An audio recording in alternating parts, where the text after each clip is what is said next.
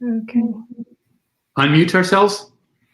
Good morning, good afternoon, good evening, wherever you are on planet Earth. It's a very turbulent and wondrous and troubled planet right now, the human components. But we're going to try to cut through some of that noise and point people in hopeful directions by focusing on arts and hearts, which is what I've been doing on this Earth Institute webcast. The Sunday version of Sustain What has been Unbroken Circle for these past 3 months. And we're trying to make sure people understand that, as I think it was Exuberé and wrote once, that which is essential is often invisible. And that comes from within. And we have a wonderful special day today of focusing on Earth Stanzas, which was a hashtag and a concept of building poems around Earth themes of sustainability, themes of inclusion and togetherness, created by both the Wick Poetry Center at Kent State University and the Center for Earth Ethics at Union Theological Seminary in New York, which is affiliated now with the Earth Institute of Columbia, where I work. It's wonderful to have a sequence of guests coming this morning, and you're going to hear a great mix of poetry and conversation interspersed with music. And we'll start with some descriptions of what this is all about. And in honoring this special day, Shannon Smith will start with describing some aspects of the day, and then we'll go forward. Shannon, good morning from the Center for Earth Ethics. Good morning. Thank you so much, Andy, for having us and gathering us together today. It's really exciting to be here, and it's great to be focusing on this Earth Stanzas project and initiative to work in a way that is creative and heartful and hopeful, to bring attention to the earth and to restore our connection to her. And it's so fitting that today is our time with you. We started the initiative for Earth Day, and here it is, World Peace and Prayer Day, this is the 25th anniversary of that celebration, initiated by Chief Arvil Looking Horse of the Nakota and Dakota nations. And his vision really was that June 21st would become Honoring Sacred Sites Day, and that we would do this in alignment with the summer solstice, and that people from all over the world would take the time to reconnect to the sacred places of Mother Earth, whether it's a holy mountain or a sacred well or any of these places in every culture that exist. And by doing that, we reconnect to the planet, and we reconnect with each other. So wherever you are on this planet, you live on a landscape that was honed and loved and changed by legions of cultures and communities past. It's a great reminder every day to think about that. We also have here David Hassler, who's he's the director of the Wick Center, Poetry Center at Kent State University. Karenna Gore, friend of mine, who's the director and founder of the Center for Earth Ethics at Columbia. And at the Earth Union Theological Seminary. And I'm so glad it's affiliated with Columbia, because without an ethical frame, if you just think these are science problems, for example, then we're not going to get there. Because you can have a perfect energy system and still completely obliterate the planet with asphalt and the like, if you're not thinking about other species and other cultures and historical context. So it's just great to have you here. And there's a very special poet guest here in our first round. And maybe David, can you introduce her? Absolutely. Thank you, Andy. Welcome, Fatou. Hi. When we dreamed up this idea of Earth Stanzas and building a global community poem to honor the earth and to build bridges with each other about how we're nourished by the earth, we thought that we would create a website that has model poems, and each of the 8 model poems would offer a visitor to the site a prompt and a way to share their voice and to add their voice to a larger community of voices speaking from and to and for the earth. Fatou M'Baye is a student here in the Kent city schools. Fatou, are you in, is it a 10th or 11th grade now? Well, I guess I'm technically in 11th grade now. Yeah. Okay. So among the 8 model poems by Joy Harjo, Thomas Berry, Maya Angelou, and some other adult poets, we have 2 youth poets to inspire a conversation around the world. And this poem Fatou wrote, I'm going to let Fatou introduce this beautiful poem and then tell us a little story about it and read it. But it was one of the model poems on the site to offer people a way to say thank you, to offer their thanks and gratitude. Fatou? And Fatou, before you start, I want to introduce someone else who's going to be on for this round as a respondent and also a great creative artist. Hold on a second. And David, can you introduce our Sony?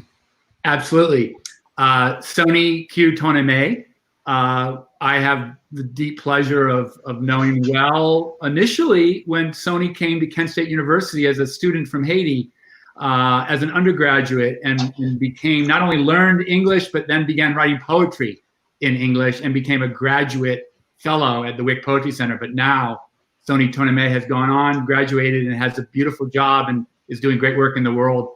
And I'll let Sony introduce himself as well when it comes time for that. Okay, so let's hear the poem. Should I go first? Fatou, yeah. Okay. Well, I wrote this poem in 5th grade, so it was a while ago, but the Wick Poetry Center had a connection with my elementary school because we had a poetry writing club with one of our teachers, and the Wick Poetry Center students came, and I remember there was one day where they asked us to write a poem about nature and about trees, and I wrote this poem about this one tree on our playground, and it was kind of just like a thank you note to trees, I guess. So it's called Thank You, Tree. Tree, you put the spark back in my body, and when I take a breath, the lights behind my eyes are turned on, and the fire in my furnace crackles. The whole world stops buzzing. For once, the earth will have a chance to think and remember why we're here. On that day, I'll look at you, tree, through your leaves, your bark, your sapwood, and all the way to your heart, your beating, beating heart, and say, thank you.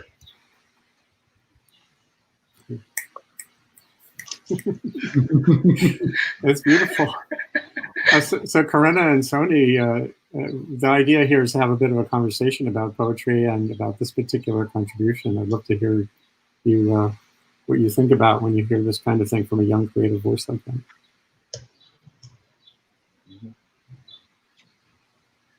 Well, good morning, everyone. Thank you so much for inviting me here, and I'm really honored to be part of this group of people working and thinking about the earth in this special day. And Andy, you said something about, you know, the what we're experiencing right now is not only a science problem and it's also an ethic problem. And I would add, it is a really personal problem also, and a personal responsibility for all of us. And I think that's where poetry really can really help in that sense, that you can see the person and we can see ourselves. Like this beautiful poem by Fatou, Thank You, Tree. This is something really personal. This is me thanking a tree. And yeah, I think with this conversation, we can see both the science, the ethic, but also how we are implicated in it and how this is something we're experiencing and it is right on our doorstep. And I'm so excited really to talk about it and to see how poetry can be part of this. And this is what I see as my contribution in this conversation. And I look forward really to talk more about it. And thank you for having me. Wonderful to have you here. And by the way, just because this is the one special initial focus on this batch of poetry, it doesn't mean that people can't come back periodically to this show. It's every Sunday. So we'll try to keep in touch with everyone. Karenna, what are you thinking about these days in the context of ethics and creativity in the arts and the big questions we face on this crowding, fast-forward planet? Oh, you're muted, I think. Okay. Thank you, Andy. It's really a great pleasure to be with you, and I'm moved by that poem. It's really, I had read it before, but hearing you read it was really nice, and so that it takes me straight to that acknowledgement of life force. That when you say the spark in you, it makes me think that that. In fact, when we talk about whether it's the climate crisis or different aspects of what's going on ecologically on the planet, we know we're on this kind of path that's dangerous from too much destruction. And there's so much information, there's so much data, there's so much science that comes at us about that. But sometimes it's not what actually feels the most life-giving or the most potential for change to kind of absorb that information and catalog it. The Center for Earth Ethics is based at a seminary, so we think about religion, we think about spirituality, we sort of spend time trying to articulate why that's an important component of all of this. And sometimes we talk about moral obligation. People experience their sense of moral obligation to others across space and time through faith traditions. But there's something else, and it's about that spark that you talked about. You know, when I was a student at Union, I wrote my thesis on a man named Howard Thurman, and one of the things that he said was that he said, "Don't ask what the world needs. Ask what makes you come alive, and then go and do it, because the world needs people who come alive." And it made me think of that hearing your poem, and what makes us come alive is that connection. And I love that you ended the poem with that beating heart, because a lot of times it's really provocative to say that about a tree. And so I'm just sitting with that and thinking about that life force and grateful for this time to share on this really special day, as Shannon said, solstice, and thinking about sacred sites and all that. So thank you. That reminds me of one thing I have to mention. At Columbia, there's a group of engineers and scientists who have actually instrumented some trees so that you can see and understand their dynamic physiology in real time. And that to me always speaks to this the mix of technology, science, and art and understanding that can generate new pathways going forward. Fatou, what do you think about? We're in such an unusual moment right now. There's so much consternation, and now we have this layer of understanding of the challenges we have through embedded racism, as well as while we're dealing with a virus that swept the world from just 5 or 6 months ago. As a young person, this must generate a mix of feelings and thoughts, and the concept of how we move forward. How are you dealing with that? I mean, it's scary because we don't really know what the future is going to be like. I mean, our school got canceled this year for the virus, and then all this is happening. But I mean, my generation, I think we really do want to like change things. I go online all the time, and all the kids at my school they're involved in a lot of different things, like whether it's the Black Lives Matter protests or like other types of activism. And like social media allows us to communicate with all kinds of different teenagers around the world. So I think that it's kind of nice because, when there are problems in the world, we have other people to talk to, and it feels like we're connected, if that makes any sense. And actually, so we're not like alone. That brings up an interesting reality, which is that right now we're all connected. We've had people from Zambia, we've had people from Guatemala and Uruguay live on Senegal live on this program, talking with people from around the world. So connectivity, global connectivity, can move a virus really fast, a biological virus, but it can also connect us in ways that are unparalleled. Sony and David, feel free to weigh in here on, the upside of the connectivity is something that it's there if we choose to pursue it. So I don't know how you think, Sony, when you think about that. Tony, do you have some thoughts? I mean, I think real briefly, I think some of the appeal of creating these community poems and ways for people to share their voice with one another and build a larger conversation is related to that sense of mutual connection. And we're at a place where we need to dream together. As Fatou's talking about feeling connected with her generation, we need to find those solutions and work together in doing that. And I think the Earth Stanzas project finds a creative voice to connect through creativity and that spark with one another. But Tony, you might have some thoughts too. And we have Maggie Pazdrak and her brother Owen also on the screen now too. Hi, thank you for having us. Yeah.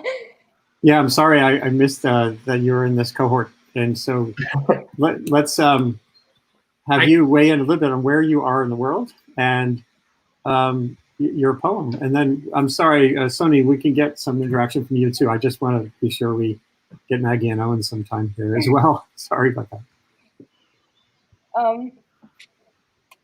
Well, wait. Yes, where we are. Okay. Right now, my family is just trying to stay safe with the coronavirus, and we have gone to some protests for Black Lives Matter too. But like me and my mom went to one, but we weren't marching. Like we just showed up at some place to hold some signs to show that we were like Black Lives Matter. But And we're in Silver Lake, Ohio, yes. by the way, not too far from Fatou. Maggie, Andy, Maggie contributed to the Earth Stanza call for voices, 2 beautiful poems. And so we invited her to be on this show. And she also wrote a beautiful poem about a tree, which your mother shared with me, Maggie. And I'm thinking of Fatou's poem, and I know Sony has an incredible story about a tree. I wonder if perhaps, Maggie, you want to read that poem initially about the tree, just to build on that conversation. And I think of this beautiful quote from Lao Tzu: "That which is deeply rooted is easy to nourish." And our talk about poetry and sparking ways, I think we're finding ways that we're rooted in the earth and rooted to each other across differences is how we can begin to nourish a change, systemic change in our society. But Maggie, would you want to share that poem with us? Yeah. It's called The Tree, the Boy, and the World. The tree watches the world. The boy sits under the tree. The world thinks below the boy. They are connected, yet distant. United, yet far away. 2 never to speak. The one with the mouth never speaking. They have no conversations, but they understand each other. They are distant, but forever connected. That's incredibly beautiful. Thank you. I'm just going to absorb that for a minute. And everyone, Sony, what are you thinking now about trees and people? Yeah, I've been thinking a lot about the idea of connectivity, and I think that is very, very important. And we can hear it in Maggie's poems, how we are forever connected. And the verb that I really enjoy is how they understood each other. And I think connection without deep respect and empathy is a void word. For example, the internet is making us more connected than ever. However, if we do not show empathy and respect to this connection, it can be a double sword in that way. And we need to be able to see ourselves and nature. We need to see it not only as a place we occupy, but as a functional link in that connection. And I thought about when I was growing up. There was this tradition that when you have a baby, you plant a tree for that baby. And so that was the tradition. All of my cousins, my siblings, we had our own trees, and that was our tree. And there was this belief that if the tree died in place of the child, because the child was about to die, but the tree took the fall. So this tradition that we have lost, unfortunately, because the more we move in the city and we move out away from the countryside and we see ourselves out of nature, because we saw nature as this place with the trees. But one of the things that was very important for us as children, I remember when I was 13 and 14, by the time our trees were all grown, my cousin had the best tree because it was a mango tree, and it was the best species of mango that we had. The way that every Friday we would try to be my cousin's best friends, because he was the master of that tree. He would let us, if decide to get mangoes from that trees or not.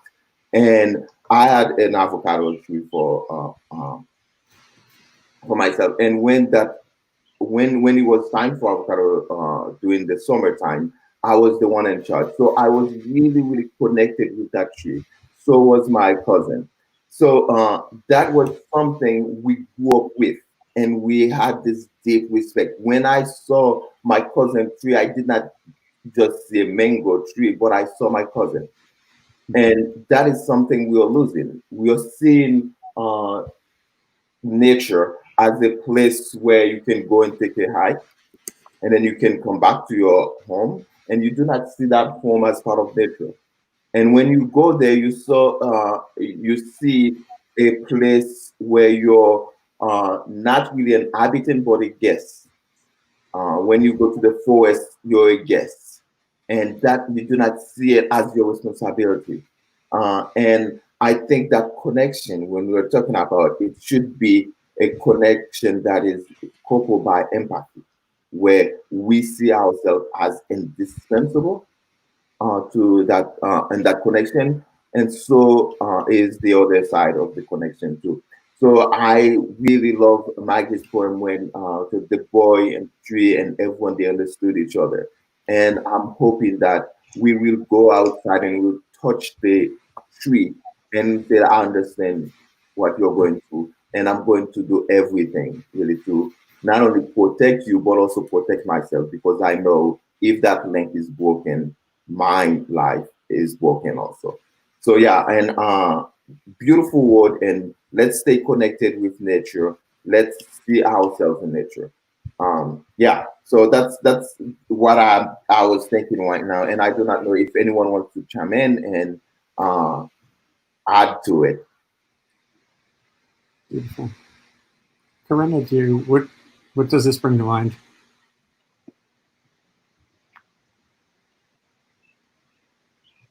Yeah, maybe there was a bit of an audio question Karenna had earlier, so I'm not sure if she's hearing what we're asking in real time. Can you all hear me? There is a lag. Maybe. Oh, sorry. Can you hear me? I did. There's a really strange lag. I'm sorry. You can skip me. Okay. Go for it. But it's beautiful. Okay. I really appreciate what you just shared, Sony. That's so beautiful, and I think culture is is such an important component that we forget about sometimes. You know, we're in this moment in time now in thinking about why have we created around us this society that's kind of eating and destroying all of these things that we can't measure with money. So it feels so nourishing to hear that story and to hear that beautiful cultural strength. And then to see young people who live here in this land bringing to life that connection with trees. You know, when we talk about climate crisis and we think about, and now, you know, we're thinking a lot about breath and hearing the word breathe and breath. And it's very hard to actually describe in informational terms what it means that we share this planet with other living beings that actually exhale oxygen for us. And part of what we're doing is destroying that connection by just simply ignoring it. So to hear these poems celebrate the connection is like it feels like the medicine that we need, that type of consciousness and awareness. So I just want to share that and say thank you so much. Wonderful. And have Fatou and Maggie and Owen, have you met each other digitally, virtually, or otherwise until now? Yeah. Oh yes, we all went to the same elementary school actually. Ah, okay. And Fatou was in my mom's class, so I got to see her sometimes when I went into her class after school. Our That's mom great. is a fifth grade teacher.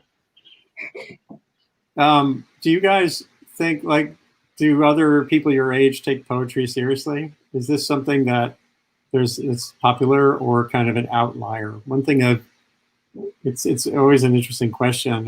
You know, some of the arts are seen as kind of different than what the average person is doing on Instagram or the like. Do you see any shift toward poetry being something that your age group is excited about? Or is it still kind of like, are you guys, when I was a kid, I was kind of a geek, a science geek, and we always felt a little bit like we were outside the mainstream. So I'm just curious what you feel about where poetry and writing stand these days. Fatou, maybe, what do you think? I don't know. I mean, I don't think that many people write poetry. I think it was when we had Writers Club in elementary school, it was pretty popular though. But now I feel like it's just, I mean, Instagram poetry is kind of popular. Like those really short poems. I don't know. I'd love to find more of that. Yeah, those like social media poems that people post, like there are some accounts that have lots of followers. But other than that, yeah, I think it's still kind of uncommon. When Twitter was, in the early days of Twitter, when it was just 140 characters, there was a poet in Los Angeles who started doing 140 character poems. They were precisely 140 characters, and which is a hard thing to do. And of course now it's, I think, 280 characters, and it's gotten. Some of us felt like, oh darn, but now it's too easy to write on Twitter. Writing short is hard, and the same thing for Maggie and Owen. Are you actively part of thinking about writing creatively as part of community for you guys? In fact, Owen, I wonder if, Owen, you want to read your poem and talk about the Wick Juniors summer writing camp, because in Northeast Ohio, writing is cool, and we call ourselves word nerds. So, I love it. I think of science geeks and word nerds. And Owen, you have a beautiful poem if you want to share that story. Yeah, I was fortunate enough to be in the Wick Juniors program since, I don't know, like fifth grade, fourth grade. Just going to a camp and spend time. Sony was actually my mentor and instructor during that time, and it's really lovely to see you again, Sony. But this poem I wrote before I met Sony, so it might not be as good, but I'll share it anyway. This was back in 6th grade. And I wrote this poem at the Cyberling Nature Realm, kind of modeled after Langston Hughes' poem. I believe it's called I've Known Rivers. So here we go. I've known the squirrel who works hard to discover the secrets within an acorn.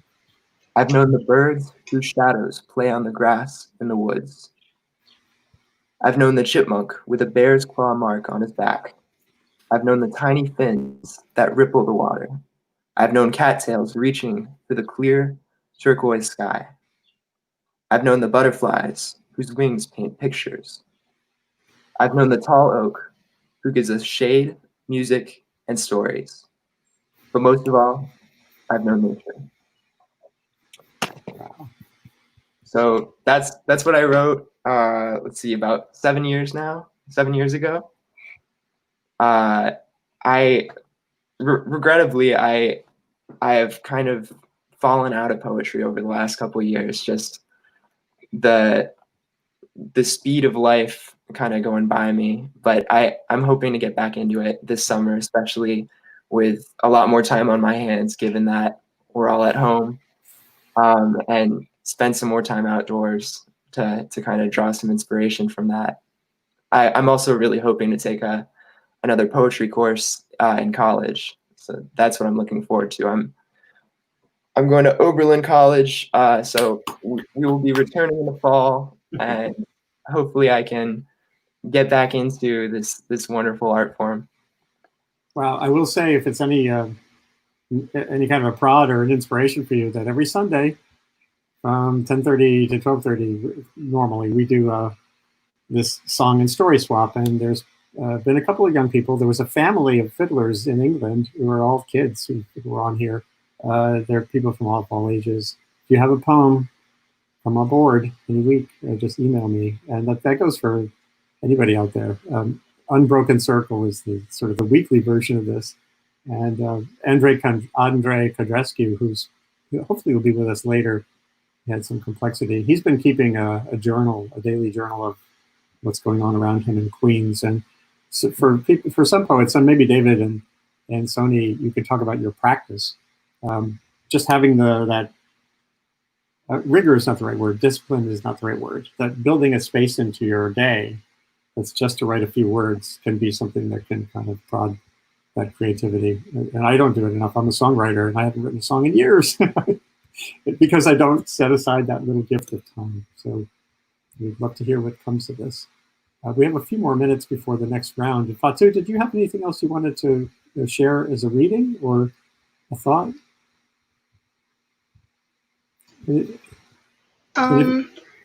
I relate to Owen because I haven't been really writing poetry in a while either. I feel like it came a lot easier when I was younger because you just get like ideas and they just pop into your head. During quarantine, I have been keeping a journal though, like your friend. I've just been like writing what's been happening.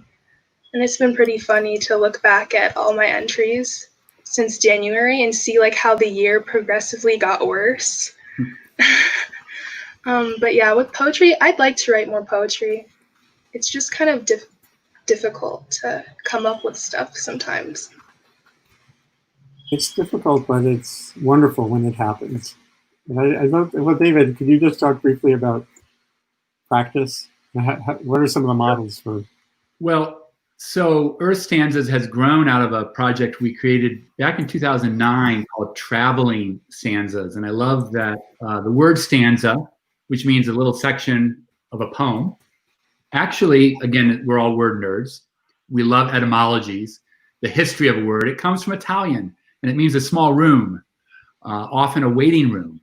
So we like to think of poems, and certainly Traveling Stanzas and Earth Stanzas, as offering us little moments of pause or a pocket of time to slow down and reflect on our life. And I think of Fatou's beautiful poem, "For once we'll have a chance to think and remember why we're here." And when the spinning stops. And I think the practice, the daily sort of practice of writing, is that opportunity to pause, to take that moment of pause, and literally to slow down. And poetry is language slowed down.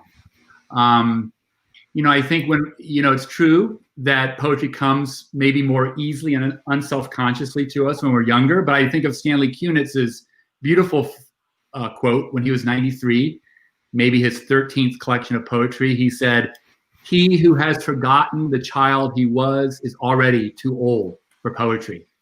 So poetry, art, expressive art helps connect us and make perhaps our younger selves, or keep us young and keep that playfulness. So, you know, I think we simply create the space in our lives to play and to remember through that play how to see what comes up, what surprises us. It's really a kind of permission, I think, to give ourselves, and the model poems in Earth Stanzas, and the wonderful response, over 350 responses from 6 different countries, mostly from the US, what we launched on Earth Day, Earth Stanzas, I think testifies to this desire, this hunger in people to slow down and to feel that spark of one voice sparking another voice, and then to provide this platform for a larger conversation, to connect our lives, our own individual lives, to something larger and to other lives. You know, that's my thoughts at the moment. I don't know what others, Sony, in terms of this pandemic and the need and the value of writing means for you.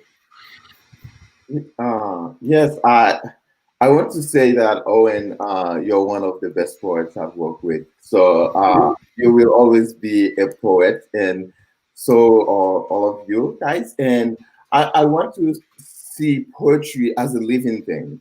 It's precede the art of poetry, you know, the writing, the poetics, and our lives, or all the experiences of our lives of poetry. And when we see it this way, and we can tune everything into beauty, we can memorialize those moments, and that's what makes us poets.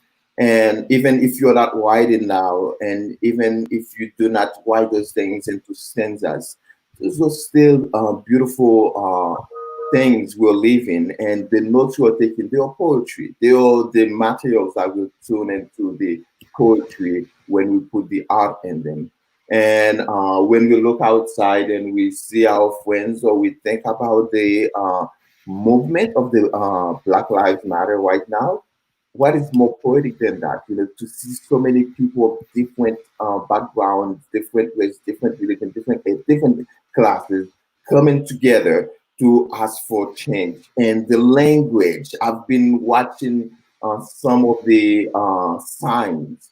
They're so poetic, you know, and all of those things are going to be material for us to use in our poems. And so the audience, people in the audience, they will do the same thing too.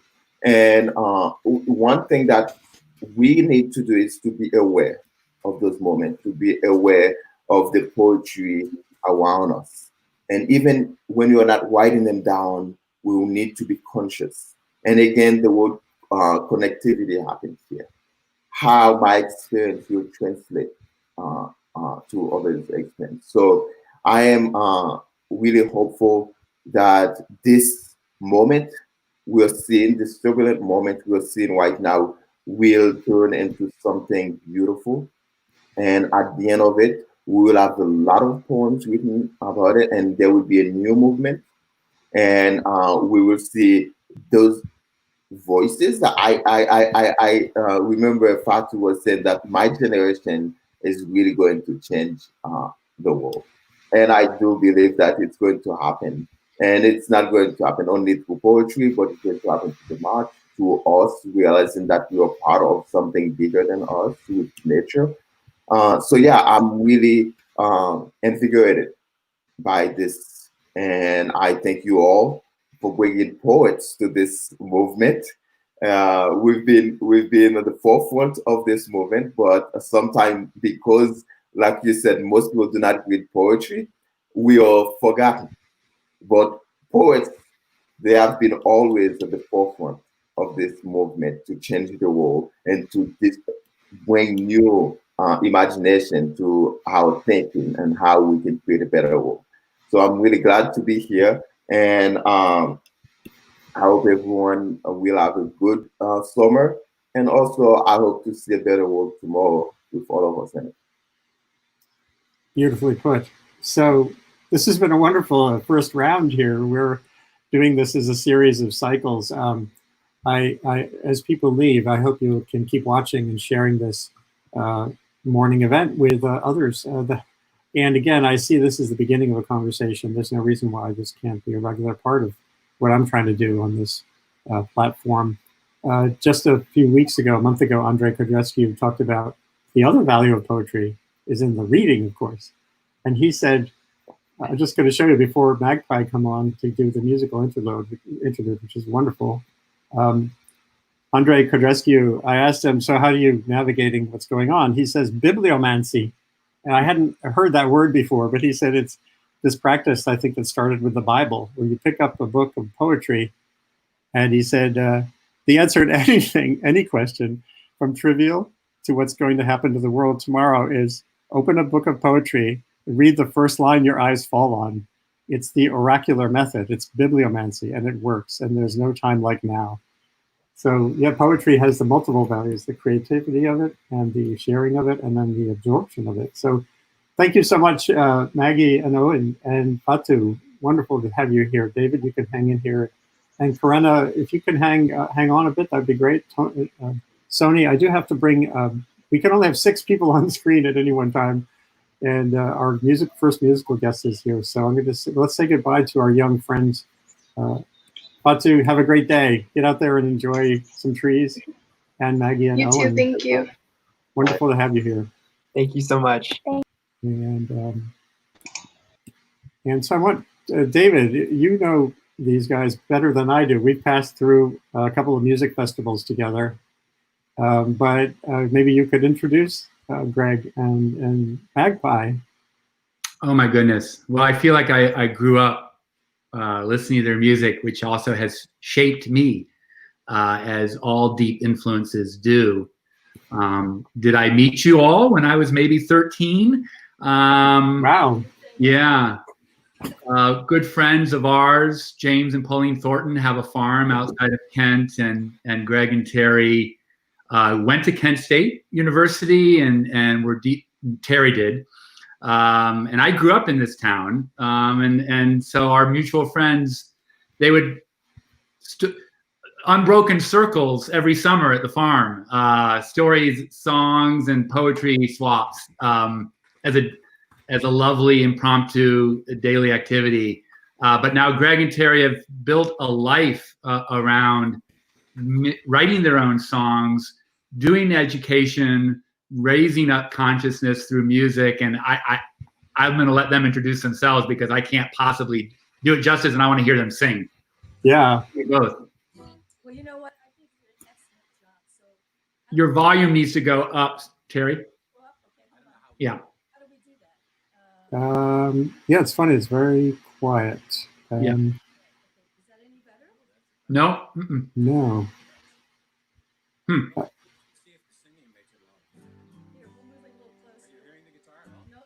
No, It's unusually quiet. I can't adjust it. Yeah. Let's see. And while he's doing that, I'll just say that we have been fortunate enough to know David. Terry, we still can't hear you. Okay. Yeah. While they're setting up, maybe Karenna, do you have some other thoughts to offer? And we'll click into them in a second. They're not hearing it at all. Hi. Yeah. I do have a thought. Okay. Sounds like they've got it. Okay. You want me to give a thought, or shall we go for the music? No, a thought would be great. Okay. You know, I was thinking about how this coronavirus time, pandemic time, has kind of shifted our perception a little bit about our relationship to consumer culture, and how part of what's happened to us is that, you know, we've been seen as consumers in relation to culture, and we're acting at the effect a lot of all of these things, including the ecological situation. And instead, we can act at the level of cause, and we can be creators and not just consumers of culture. And this may be very obvious to those of you who are already, you know, artists and actively creating. But I think Part of the beauty of Earth Stanzas is to try to spread that more widely and encourage more people to be at the level of cause, at the level of creators. And part of that is a sort of decolonizing work, you know, that we're not just at the mercy of these systems. It's not just Hollywood and the music industry and whoever else that tells us what our culture is. We're actually creating it.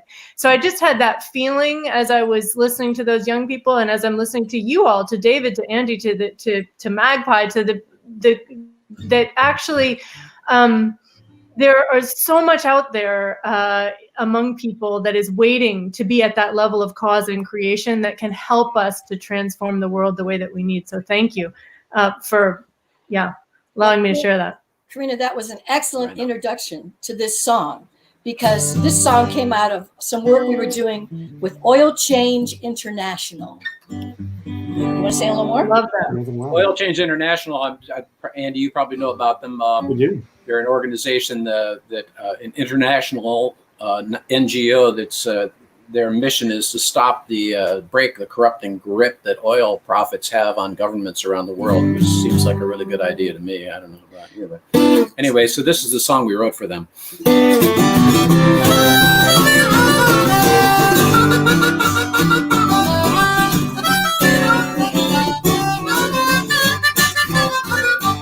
Follow the money from the oil can, from Iraq, Nigeria, Kazakhstan. Follow the money from the tanker boats to the halls of Congress where it buys the votes. Follow the money till it makes you sick and you slip and you slide on a thick oil slick. Follow the money. Follow the money. Our addiction to oil is at the core.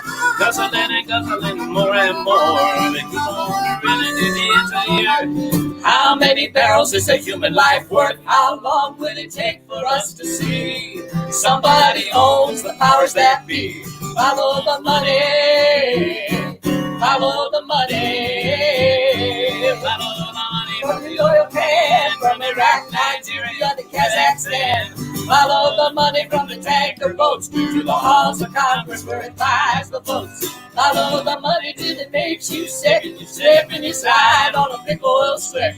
Follow the money. Follow the money. Which politicians stand to gain with big oil money in their campaign? They're giving big tax break subsidies. Our pockets are empty and we're on our knees. BP and Halliburton don't have to comply. They got the very best Congress oil money can buy. Follow the money. Follow the money. Yeah, follow the money from the oil can, from Iraq, Nigeria, to Kazakhstan. Follow the money from the tanker boats to the halls of Congress where it buys the votes. Follow the money from where it's spent back to the office of the president. Follow the money. Follow the money.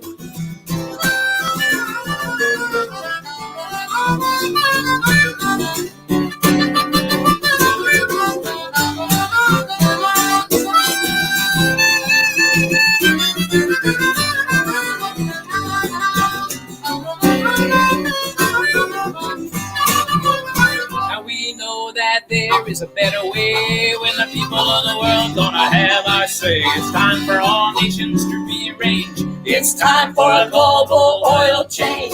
To save this planet, it's not too late. It's time for separation of oil and state. Follow the money. Follow the money. Follow the money to solar power, free energy every daylight hour. Follow the money to power that's green, and I don't mean the oil dollar machine. Follow the money from the halls of state, from the power of oil, time to separate. Follow the money. Follow the money. Follow the money from the oil can, from Iraq, Nigeria, to Kazakhstan. Follow the money from the tanker boats to the halls of Congress where it buys the votes. Follow the money till it makes you sick, slip and you slide on a thick oil slick. Follow the money. Follow the money. Follow the money. Follow the money.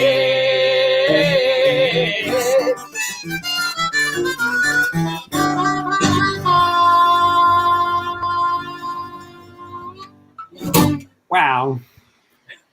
That was just fabulous. What a perfect song. It got, and yesterday was the all-day marathon for Clearwater. My band. Oh yes, we're part of that. Yeah, we were too. My band contributed some video, and it's so hard to not be on the freaking boat. Oh, I know. We were the band boat forever for like. Well, so many of us have been involved for over 40 years, and the boat's been on the water for 50. I know. So, It's just.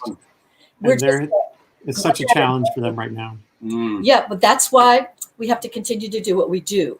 Yeah. And that's really who we are. We're social activists through our music.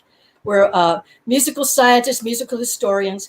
We work with the scientists, we work with the historians so that we can bring these truths to music and educate people with entertainment as well as accurate information. I guess you could say that our stanzas, our Earth stanzas, we've been writing Earth stanzas for quite a few years now. Right. It's I knew that idea came from somewhere. I guess you might say. And well, David, weren't you also part of that Living Planet thing we did with James, or what, am I mistaken? I think so. More than You were very young at the time. More than likely. So I'm bringing on now Jane Welch, who David can introduce as well, and Shannon Smith from Center for Earth Ethics is going to come back on, and I see Rachel Marco Havens is in the green room, although she's in a very green room. She's sitting in the sun in a beautiful spot. You'll see her in a second. So here's Shannon again, and guys, Magpie, please hang on. I want to fit in another tune from you. Can you slide into this part of the conversation? Probably. I think we can. Awesome. I'm glad to have your music here. Again, I've got my guitar here, but that's the one thing we cannot do. We can't jam because of lag, digital lag. No, can't jam. So, and Rachel Marco Havens is with us now too. And David, if you, or Shannon, can you give a little bit of a hello and a description of these creators? That's what's for. Oh, to introduce Rachel a little bit. Yeah. I'm missing it. There's someone I'm not hearing. The last speaker. Oh. I missed. Before Shannon popped in. I was it sounded like you all heard that person, but I couldn't. I'm not sure who it was. Okay, let's see how it goes. So, and Jenna Welch too. Hi, good morning. Good morning. Hi. David and Shannon, can you introduce our two new guests? That'd be great. Yeah. I'll say a little something. Oh, Rachel's up and at 'em. David, why don't you go ahead and introduce Jenna? Sure. I want to introduce. Real briefly, I want to introduce Jana, who is one of the people we've met through this online project. We've had a chance to actually talk to one another. Thank you for answering the call and sharing your voice. And Shannon, you want to tell us a little bit about yourself? So I don't hear David. Sure. Yes, I am. I'm actually, I live in Brooklyn, New York with my partner and our couple of pets and kids that are grown now, so empty nesters. I am a former marketing executive and have been doing real estate for a couple of years. And I am a motorcycle enthusiast. I am a home repair guru. And I love hiking, I love biking, I love motorcycling. And I love life. Wow. How did the motorcycle come into the mix? Since I was a little girl, I've always loved motorcycles, and we would go on these road trips. I'm from Port Arthur, Texas, hometown of Janis Joplin, and we would go on these trips with my mom. And whenever I would see a motorcycle, I would ask her, roll down the window, and I would yell out, "Go, motorcycle man!" And I just had this passion, and that's what I do. I love hopping. I have like 3, and depending on what I want to do, that's what I hop on and do. It's free. That's awesome. Yeah. So, were you planning to share a little bit of a poetic contribution?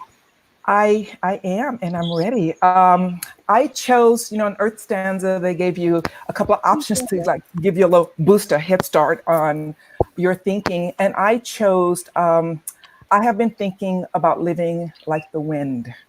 So that's what I chose, the wind. Because to me, the wind is about movement. The wind is moving from high pressure to low pressure. It is a beautiful thing when we feel it. It's powerful. It creates energy. It creates landforms. It changes landforms. It powers mechanical equipment. And as the singers were talking about boats, you put up a sail and it can move you from one coast to the other coast flawlessly and seamlessly. But also, too, if it's raging, it can create damage. So we just have to be respectful of the wind and appreciate what it does for us. So my poem is, I have been thinking about living like the wind. I have been thinking about living like the wind, kissing the tops of trees, lifting pollen from stamens, spreading life wherever I blow, to rustle blades of grass like a loving hand stroking the feathery hairs of a baby, moving stillness, replacing it with anticipation for the gift of hope tomorrow. That's it. I muted, but they heard everything. Beautiful. Thank you. On this show a month or so ago, Terry Tempest Williams did a broadcast. She was showing us from her Utah back in this show, her patio, the mesas in the background, which are, eroded constantly by wind and other elements. Yeah. And she said something amazing. She said, living out here, I think you realize erosion takes us down to our essence, whether it's a virus, whether it's time, whether it's age. Yet I feel there's a possibility, as I see on the landscape, that our undoing is our becoming. In other words, those processes we see as destructive can also be generative. It's really beautiful. Totally, completely. Yeah. So Shannon, can you introduce us to Rachel and foster a little bit of the discussion? I'll step back a little bit. Yeah, well, it's hard. It's a little hard to cover everything with Rachel because there's a lot to say there. So I'll try. Rachel's been an advisor for the Center for Earth Ethics over the last couple of years, moving in and out. But she's been in my orbit maybe 5 or 6 years. So I've seen a few different aspects of her. She's been a mentor for youth climate leadership, and she's really passionate about that. And I'm sure she'll want to talk about that some. But she's also sort of she's been a powerhouse in the climate activist work, particularly around the water. She sort of got thrust into the role of water protector, spiritually and quite literally protecting the water sources in her local community in Woodstock. And so she really comes from a rich artistic background and then got thrust into that role. So she's got a really unique and strong perspective on this work. Okay, good. She's just logged back in, I think, to try to see if this comes better. 1 second. So Rachel, can you hear us okay? There's a bit of lag. I can. It's a little choppy. Can you hear me? Yeah. There's lag for me? It's okay, as long as we'll do it like we're talking on a walkie-talkie. So Shannon was just introducing you, and if you have a contribution to make, right now is a good time to start. That'd be great. Okay, I'm sitting here in Woodstock, New York. I am just drinking in the beauty of returning to this land where I was born and raised and maybe spent a little too much time, and am traveling through a really interesting period in life where the return to Earth is just so important. Look at my makeup. I've been crying. I've been sobbing. I've been connecting deeply with my inner child, with the child that knows these catalpa leaves behind me so viscerally and so gently and fully and richly, and the earth just keeps calling me back. And so these human interactions that I find myself to be so big within, keeps sending me back to the earth, and the water pours out, and the blending of all of our souls right now in this viscerally rich time of death and compost and earth tending and fruit bearing is just so rich as we question everything about the systems we've built in order to be here now, and to find our way. There's an ant crawling down the cord of my my device, and just reminding me how important it is for all of us to come together now and to work to carry not only as much weight as we can, but to check our capacity, to look at where we can come, how we can come, what we can do, what we can bring, because so often we think we can bring so much and we want to bring it all, and really there's just one little gentle essence. And so when I look around and I see the richness around me, returning from the place I thought I was going to be right now, and COVID brought me here, right? This virus, the virus that's around, and all of us going, who's the virus? Is it us, or is it a them? Where are we? Well, when we look back to the earth, she continues to remind us that we're all in this together. The shade of this tree is working to support this one, is working to support that one. And the poison ivy says, don't come here now. We're protecting something from you. And so as I look to wipe this mascara off my face, why do I need mascara to get on a call to speak about the beauty of this earth? I don't. And so maybe I'll cry it away as I listen to the other poets today. I know that there are so many coming with such big hearts, and I just feel so blessed to be here. And I could read the poem that I wrote, but it was for that moment. And in this moment, the poetry is, be here now, feel the earth, feel the blessing she's offering us, and learn from her how we might begin to create the new earth relationship that we're looking to have. And you know, here's this beautiful ant. Where's the ant came to say hello, to remind us. There it is.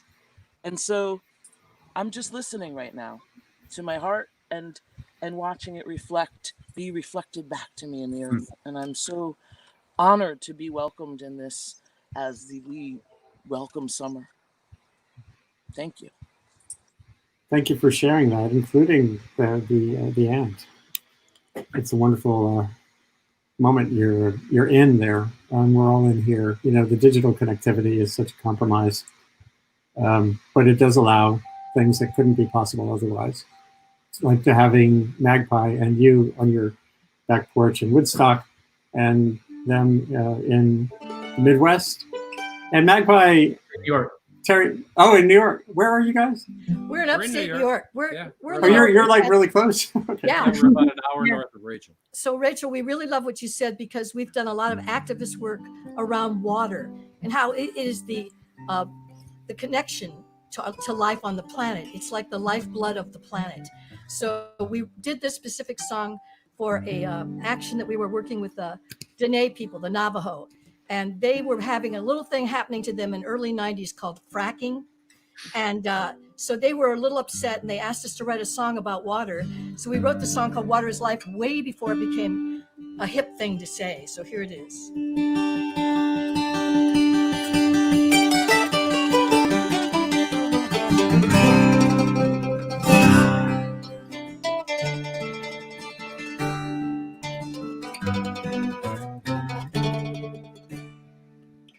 Mother Ocean nourishes me at full moonlight tide at the edge of the sea. Water is life. Water is life. Mother Ocean nourishes me at full moonlight tide at the edge of the sea. Water is life. Water is life. Standing on this rocky shore, something holds my eye. far distant line where water meets the sky. I don't need a mighty ship sailing across the sea. 4 fathoms deep within I know what you mean to me. Mother Ocean nourishes me at full moonlight tide at the edge of the sea. Water is life. Water is life. Mother Ocean nourishes me at full moonlight tide at the edge of the sea. Water is life. Water is life. Out on the wide Pacific, under the sun's relentless glow, your waters rise up to the skies, where western winds will blow. Those clouds enshroud my mountaintop, feed the forest with their rain, then run down to the rivers and back home to you again. Mother Ocean nourishes me at full moonlight tide at the edge of the sea. Water is life. Water is life. Mother Ocean nourishes me moonlight tide at the edge of the sea. Water is life. I'm gonna lay my body down on the salt sea sand and let the waves wash over me, the foam running through my hand. Mother Ocean nourishes me at full moonlight tide at the edge of the sea. Water is life. Water is life.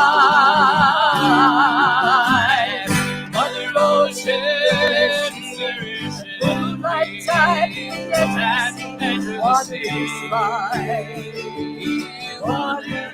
life. Everything I am and everything I need, I know it's true, it comes from you. Water is the seed, little Mother Ocean planet in a universe so wide. We've got to rise up like the moon and try to turn the tide. Mother Ocean nourishes me at full moonlight tide at the edge of the sea. Water is life. Water is life. Mother Ocean nourishes me at the edge of the sea. Water is life. Water is life. Water is life.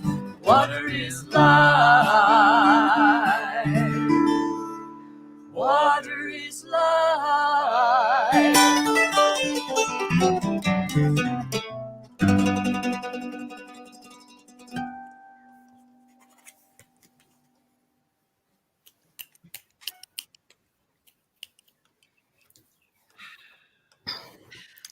Beautiful. Did we lose Karenna? I think we did. Yeah, Karenna has gone. That was beautiful, guys. I live in next to the village of Cold Spring, halfway up the river to where you all are. So any one of us along the river is constantly aware of the connection between water and life. And not to mention, New York City's water supply is all around you both. And I wrote the first subject I wrote about at length in the New York Times in the 90s was the reservoir system that involved a lot of taking, a lot of the New York City saying, we're going to have 1,200 square miles of that part of New York to be the watershed to supply millions of people with water. Yeah, and that's why the water's so good. Yeah, but it creates this part of the mountains. I know the landscape of connectivity that involves rights and other issues too. That generated a lot of acrimony for a long time. And finding ways to share water is an important part of where we go. And you know, last Andy, year was the first day, the first turning. The year before last was the 100 years since the first opening of the reservoir that is about 500 yards from here, 300 yards from here, which we are working very hard still to protect the waters up here in these regions. Which reservoir is that? The Ashokan? Oh, Ashokan, it's right. Ashokan. Right. Yeah, where our friend Jay and Molly have been doing a lot of activist work too. Yes, they're as the crow flies, they're a couple miles that way. Yep. You know that the song about water makes me think of a lovely poem that Shannon wrote. Oh. Shannon Smith, contributing several poems to the Earth Stanzas project. And maybe, Shannon, it'd be a lovely segue for you to talk about your poem and the significance of the sacred water, and to read that and to share that with us. That would be great. Thank you for asking about that. I was thinking about that as we were getting on today, and also, you know, all the things that have been said about, you know, Andy brought in how, you know, honoring what we can't see, but what we can feel too, and this still point of the solstice on honoring Sacred Sites Day. And my poem that I wrote is I have been thinking about living like a wellspring. And I was originally inspired. I do a lot of work around water, and in terms of arts and water, I also dance for the water and go out to sacred sites and dance. And so I had been out at this well site nearby here. I'm actually in Athy, Ireland. And so one of the amazing things about being here is that, and having grown up in the US, is that here the sacred sites are everywhere. You know, it's a stone's throw to a sacred well or a standing stone. And growing up in the States, there's a separation because the sacred sites are actually culturally related to indigenous peoples that have been on that land in Turtle Island for thousands of years. But for those of us of European descent, we don't have that direct connection to those sacred places in the landscape. They're not ours in a way. So so I was out at Tobarara, which is actually a wellspring with a sacred ash tree that guards it. And the pilgrimage day is actually St. John's feast. So it's at this time with the summer solstice, and you get to really see the history and the layers, you know, of the way we honor the summer solstice, the way the church came in and brought St. John's feast. You can see it in the West African traditions that they Shango, but it's also the spirit of justice.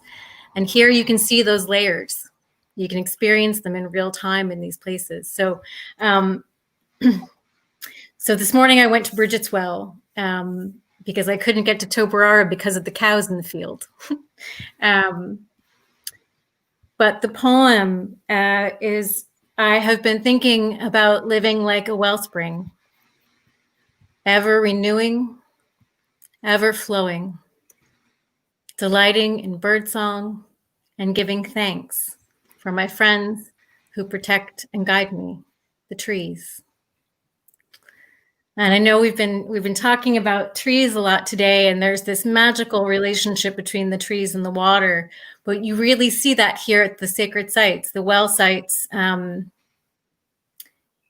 They're still considered places of connection to the ancestors and connection to the Sacred Mother. And they all have tree guardians, ash, hawthorn, and people still actively go out and tie prayer ties to the trees.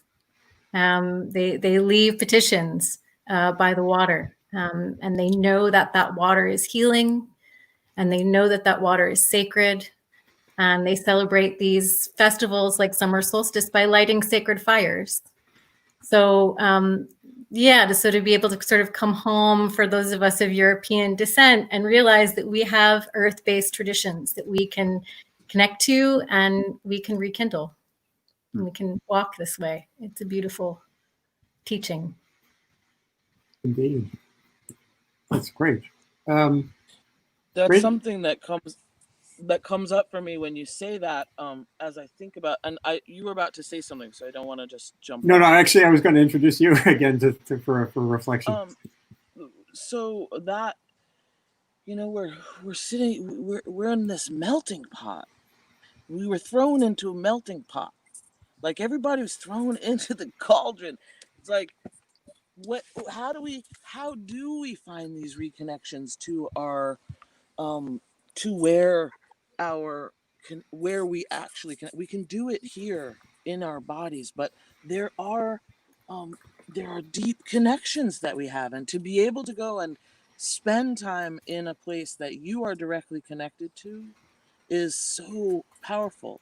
And every one of us is craving that now. We look out into appropriative cultural interpretations, and so I was raised in Woodstock, selling the new age to Woodstock from the other side of the counter of the metaphysical bookstore and health food store.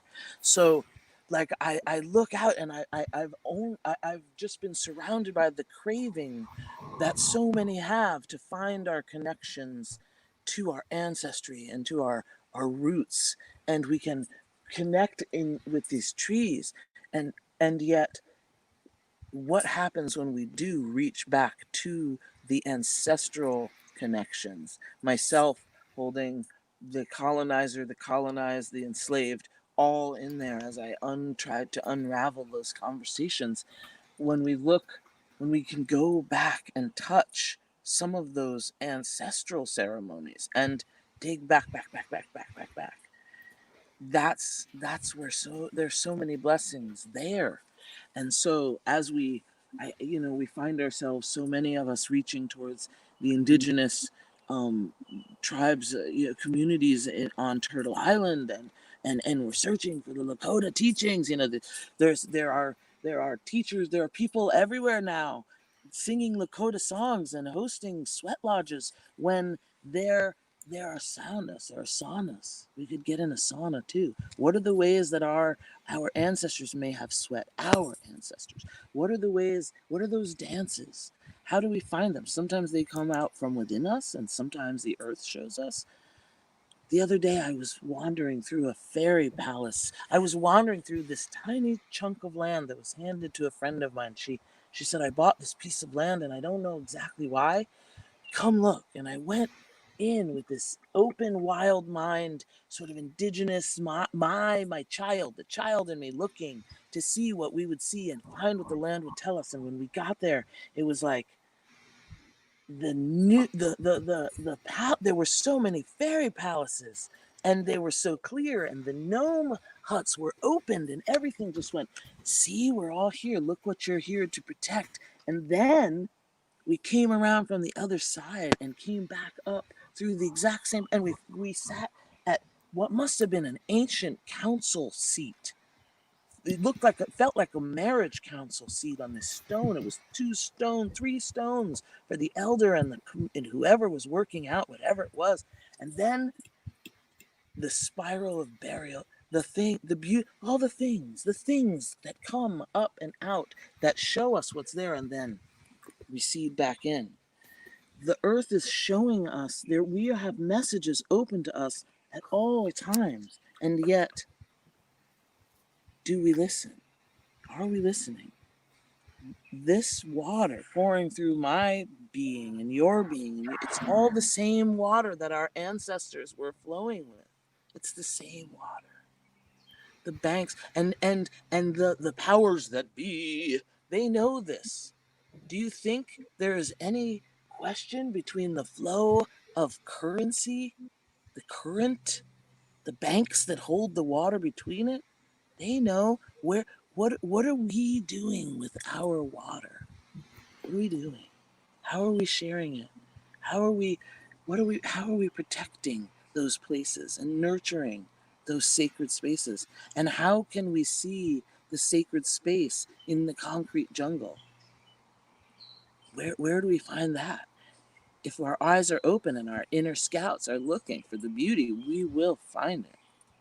We'll find it. She's showing us. Can you hear the birds? They're happy. Beautifully. Yes. Delighting in birdsong. Yeah. What you just said about that urban finding nature and urban environments reminds me of in 2009, I wrote an article for the Times about Seoul, South Korea, doing what's called daylighting. There was a tangle of expressways that was non-functional in the middle of Seoul. And the mayor at the time, who was a very technocratic kind of guy, he decided to tear it all out and exposed the stream that had been the historic center of Seoul that no one had even known existed since the post-war days. And daylighting has happened in Yonkers too, where the Sawmill River since the 1920s ran under the city of Yonkers through a big iron pipe, and they exposed it. And we can all expose those living elements of cities, even if there is pavement, and nature will find a way. That was a beautiful reflection. And a good friend I think he's someone that several of you know, Reggie Harris is in the green room and going to come on, and then we'll hear Charlie Malone and Isaiah Hunt shortly. So Reggie, I'm going to bring you on to say hi. How are you? I'm doing well. How about you? How's everybody doing? I think we're all as good as possible. It's that kind of time.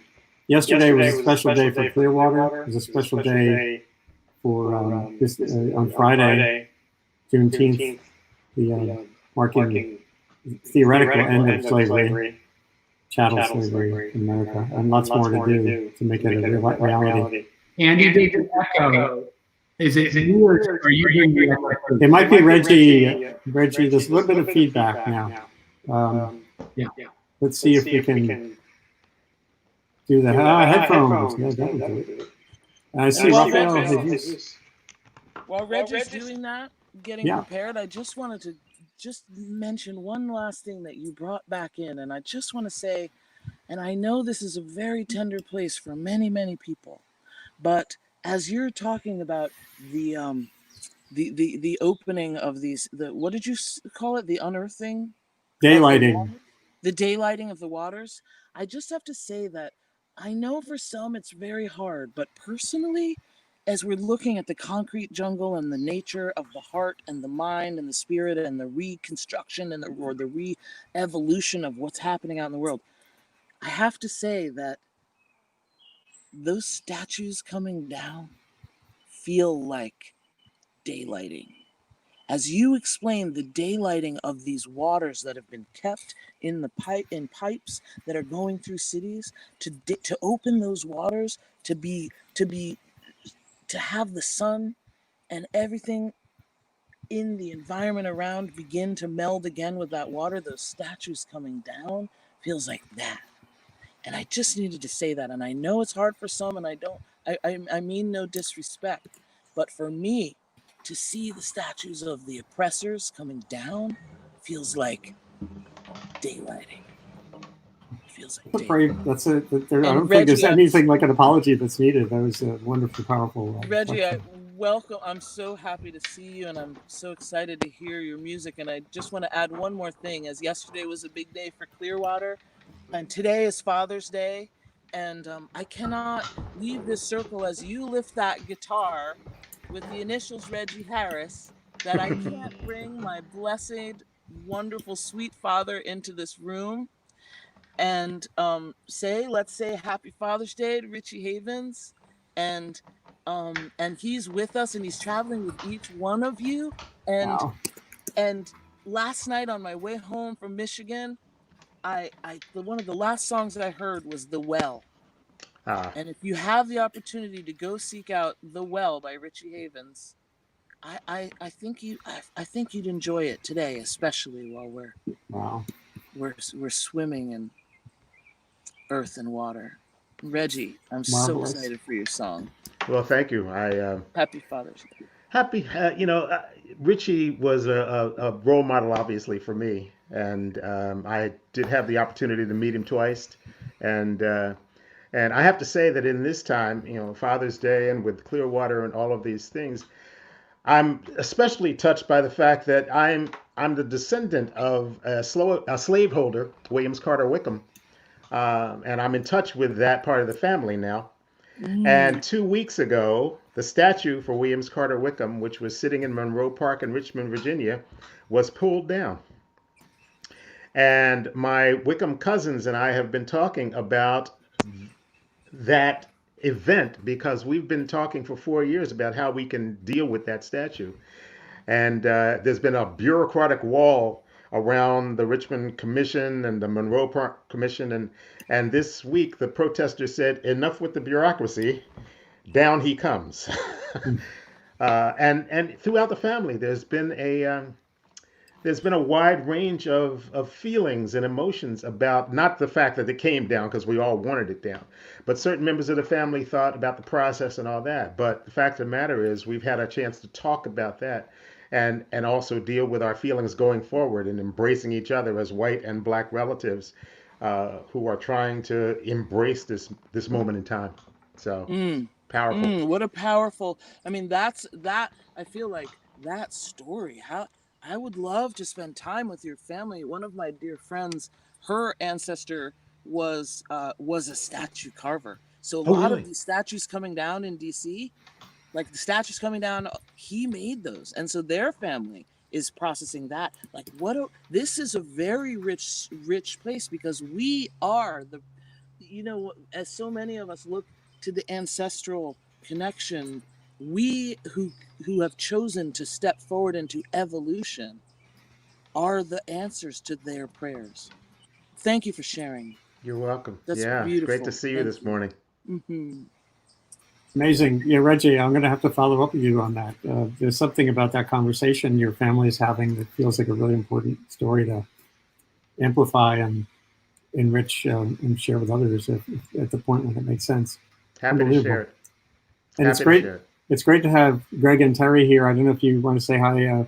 Reggie's going to share a song, and then we have Isaiah, Charlie Malone, and Isaiah Hunt back in the green room having M&Ms and drinking coffee. And and I see Rafael Jesus Gonzalez is with us too, and he's coming on in a little while. Good morning, neighbors. Hi, I just want to say hi to Reggie. Reggie is, of course, right now at this very moment. He's right across the driveway here. Yes. Oh, is it seriously? No, I didn't realize it's that. Oh, that's so we funny. could have actually come and done this together in the same space. Maybe we could get him to come over and sing the last song with us. I could probably do it. Oh, they're going to come on, Reggie, toward the end around 12:30. Yes, so come over and sing "We Belong to the Earth" with us. But I just want to make one comment that this moment of history is still very important. We just got finished with a residency with fourth graders, again, documenting the life of Harriet Tubman in a new song that we wrote with the fourth graders called "We'll Make a Way Out of No Way." Mm-hmm. And I just want you to know that there's still the youth, the next generation is out there writing the poems, writing the songs, and they are still very connected to what Harriet went through, to what's happening right now with all of us. That's fantastic. All right, so Rachel, if you could step out too, that would be great. And we're going to have the next cohort come in. And wonderful to have everybody with us today. This is a special, really special day in so many ways. Thank you, Rachel. Blessed. Thank you for having me. And same, I guess, hold on. Can't keep track of all my buttons. I have no producer. This is a one-person operation, so there we go. Reggie, what's on your musical mind and heart this morning?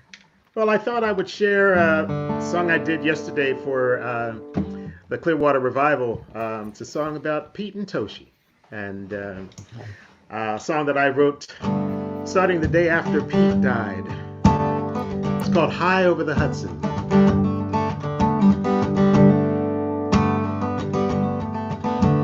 The news came over the air tonight. Pete's seal went sailing today. Set out on the Hudson about 9 o'clock, searching for new songs to play. Passed by Bear Mountain, making great time as the water slapped hard on the bow. At Storm King he turned that boat into the wind, set the old Woody G on the prow. Now he's high over the Hudson, sails headed for home. High on the breeze as it cuts through the trees. Pete, you're not sailing alone. No, you're high over the Hudson. You've got one hell of a view. Now your battles are won, a new journey's begun. Pete, we're singing with you of time and rivers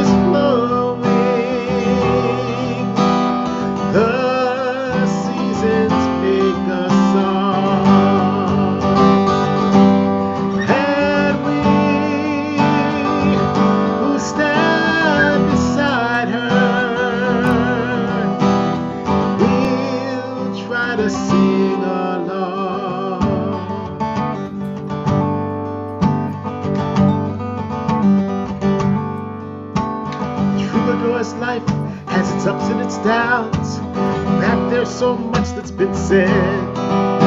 He spoke out for justice year after year, a leader who actually led. He sang out for freedom, he sang out for peace, taught through the power of song. Ahead of his time in all seasons of life, he kept us all singing along. Now he's high over the Hudson, sails headed for home. High on the breeze as it cuts to the trees, you're not sailing alone. No, you're high over the Hudson. You still got one hell of a view. Now your battles are won, a new journey's begun. Pete, we're singing with you.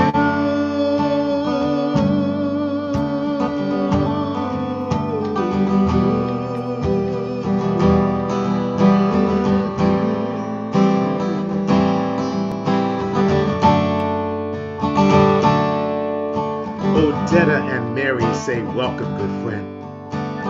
Woody and Faith both agree that you lived your passion for 94 years, and you lived it with integrity. Now we as your children and we as your friends must take up your mission of song. As Toshi yells out with a smile on her lips, hey Peter, what took you so long? And now he's high over the Hudson, sails headed for home. High on the breeze as he cuts through the trees, Pete, you're not sailing alone. No, you're high over the Hudson. You still got one hell of a view. Now your battles are done, your new journey's begun. Pete, we're singing with you, with you.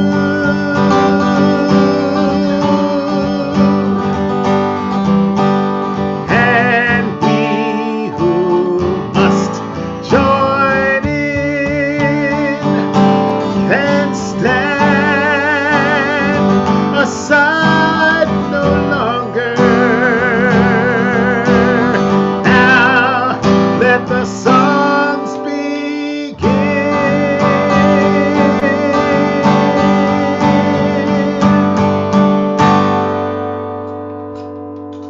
Wow.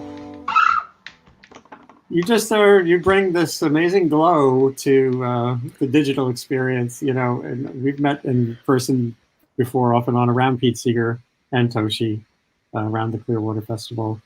I'll just say, for anyone who wants to support that boat staying afloat, clearwater.org.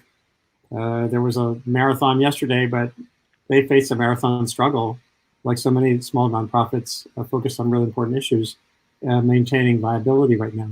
Clearwater.org to support the sloop and all that it does for environmental education and to sustain Pete Seeger's amazing drive for us all to connect.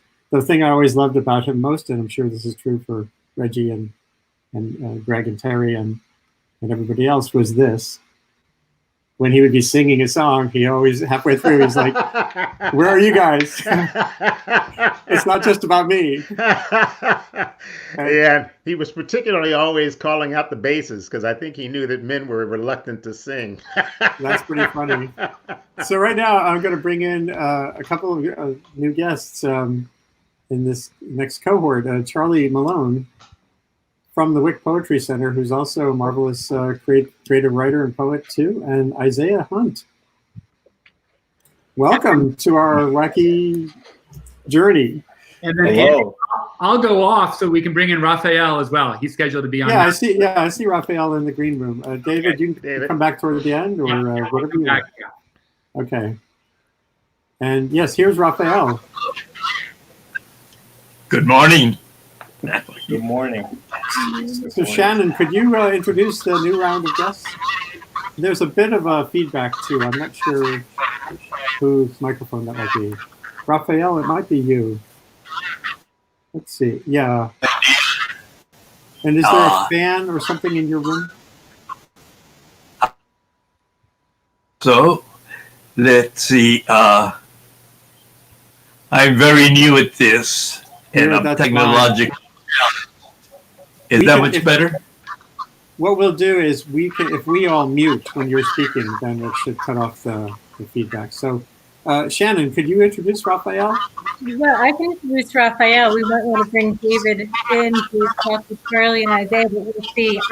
This is the first time I'm meeting Raphael here finally in person. And he submitted a stunning poem for Earth Stanzas, which was the only submission that was actually in the Spanish language. And we were really touched by that. And but he was the first poet laureate of Berkeley, California, 2017. And I understand you founded the Mexican and Latin American Studies Department at Laney College. Is that true? Yes. Yes. So yeah, I'm sure he has. I know there's also some overlap with sacred timekeeping and Mesoamerican traditions in that way as well. So welcome. We're so happy to have you here.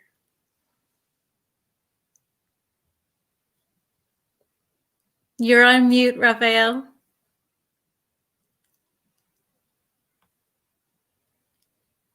Can you unmute? It's here. Does that? But I can't hear you. You can hear me. I was muted. Raphael, let's hear your contribution, and if you could just reflect a little bit, that would be great. I'm going to turn off my microphone so that we don't have that technical problem. And I think you're going to read for us in English and in Spanish, right? Yes, I might mention that I was born and raised right on the Mexican-U.S. border, the El Paso, Texas, and Juarez, Mexico. So that I'm heir to two muses, and almost all my work is discrete poems in two voices. It was sort of fortunate for me to be born on the border because I grew up disbelieving in borders. The earth has no borders. Let me share with you the poem that I wrote in both tongues. It's called La Llamada. ¿Qué puedo decir para iniciarte a defender la tierra? Recordarte cómo se siente el sol, el sabor de la sal, el olor del aruel, el chirrido de grillo en la noche de verano, el arco iris después de lluvia, lo que es amar. Imploraré a tu goce o a tu pavor. Puede ser terrible la tierra, en sus tormentas y en sus temores, pero es la maldita de cual paraíso imaginemos jamás. Tú y yo moriremos demasiado pronto, pero que no siga la vida es más allá de aceptable. ¿Qué puedo decir para que ames la vida?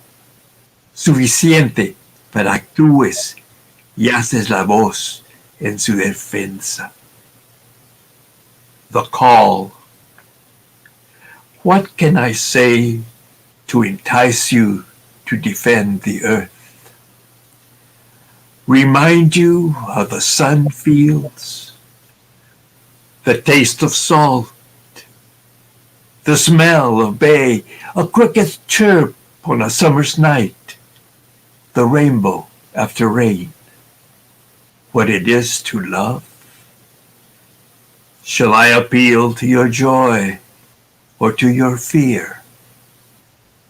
Earth can be terrible in her storms or in her quakes, but she is the measure of any paradise we will ever imagine. You and I will die too soon, but that life will not go on is beyond accepting. What can I say to make you love life enough to act and raise your voice in her defense? And that's where we are today. Beautiful. Really beautiful. Thank you. Thank you, Raphael. Beautiful. So touching. Thank you. And Isaiah Hunt, are you at Kent State still, or what is your situation? Yeah, I'm a graduate teaching assistant for the Wick Poetry Center, and I'm also doing my master's as part of the NEO-MFA, the Northeast Ohio Masters for Arts, over at Kent State. And Charlie, can you describe your role at Kent State at Wick Poetry? And Yeah, I work with David and Isaiah, and I used to work with Sony at the Wick Poetry Center. I coordinate our outreach and community engagement programs. So a lot of the work we take out into our area schools, out into the parks, are projects that I get to take a leadership role in, and it's really joyful work. Isaiah, had you, is there, first of all, I mean, I have so many things that resonate in my head listening to Raphael there, but you know, what's your heart saying right now? And then do you have a contribution to offer here?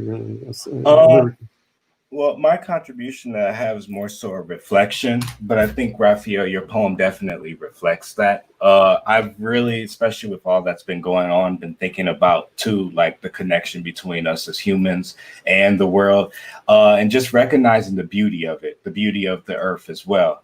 The biggest thing that my takeaway with both, especially the COVID-19 and everything that's coming on, is that, like, in a full disclaimer, I understand that, you know, COVID-19 has, you know, it's a very devastating thing and it's taken a lot of different lives. But I also do believe that it's a little bit of a humbling experience for us as humanity, because it reminds us that we are still at the mercy of this world. We are still at the mercy of this earth. We are still children of the earth, and we live here. There's, you know, seems to be like this common knowledge, you know, unspoken agreement that we are like different from animals. We are different from everything that is on this world. But we too, you know, we get diseases, we get viruses. We also, you know, things happen to us the same way that it happens to everything else on this planet as well. But with that being said, we are still connected as well. Similar to the rainbow that you talk about, Raphael, or the tree that Fatou talks about in her poem. You know, we all come from this earth. We all come from the resources that the earth has given us. Even this laptop that I'm, you know, speaking on and talking to you all on, it comes from the ore that was mined from the earth. Another thing too is that, you know, a lot of people believe that technology has taken us away from the earth. You know, I'm willing to argue that it's put us more into that spot of we are using Earth's resources to the best of our ability to connect with ourselves, to connect with others and everything. And how poetry comes into that play when you sit down and you're actually thinking about these things. Like, even if it can be any kind of topic, you're always thinking about the why. You're thinking about the purpose. You're thinking about, oh, you know, why am I writing this? What am I feeling about this that's going on with both COVID-19 and Black Lives Matter and, you know, police brutality and everything? How do I feel in this stance? That's what poetry does. It allows us to take a step back and allow ourselves to believe that there is a bigger thing at stake, whether it be the earth, whether it be, you know, civil rights, things of that nature. And that's kind of what I've been thinking about, you know, this past couple of months, and also what I've been hearing from this podcast as well, too. Those are thoughts that I'm sure are resonating for so many of us right now. And those of us who are white middle-aged men have so much reflection to do in peeling back layers of path dependency and reflecting deeply on how we relate to the situation constructively going forward. It's a remarkable time for everyone. Charlie, can you offer some? I can't remember if you were going to read or offer some reflection. Yeah, I can share a poem. One of the projects that we worked on for a long time, 2 years leading up to Earth Stanzas, was a predecessor called River Stanzas, where we were using poetry specifically in creative writing prompts and hike and writes with area children to teach the history of the Cuyahoga, which had its major 50th anniversary in 2019, which is the 50th anniversary of the last major fire on the river, which is often credited with the creation of the EPA. So all of the conversation about water that we've had in sacred spaces, those were the conversations we got to have with hundreds of area students when we went for hikes with them, or Isaiah taught with us at Wick Juniors. We often use those lesson plans there. And I wrote this poem about the river that was a response to what I heard from the students. They wrote hundreds of incredible poems, but maybe this one feels like it might echo some of the things that are going on. It's titled About the River in the 50th year since the last fire on the Cuyahoga. I've been talking to kids about the river, the way you talk to them about sex or drugs or American history. By that, I mean in a classroom. The kids have been talking too. One girl told me she went everywhere in a kayak when her dad didn't have a car. And I said, there's a long history of that. Usually they ask, how can water catch on fire? I want to spin it like a magic trick, like wine or rabbits, say something French. But I stick to a truth and tell them that if they really want to, they can set the river on fire again. They ask, what will happen to the turtles if the river catches on fire again? Ah, I say, that is a very good question. And then we find words that rhyme with flood. What then would the deer drink, or anything with a mouth?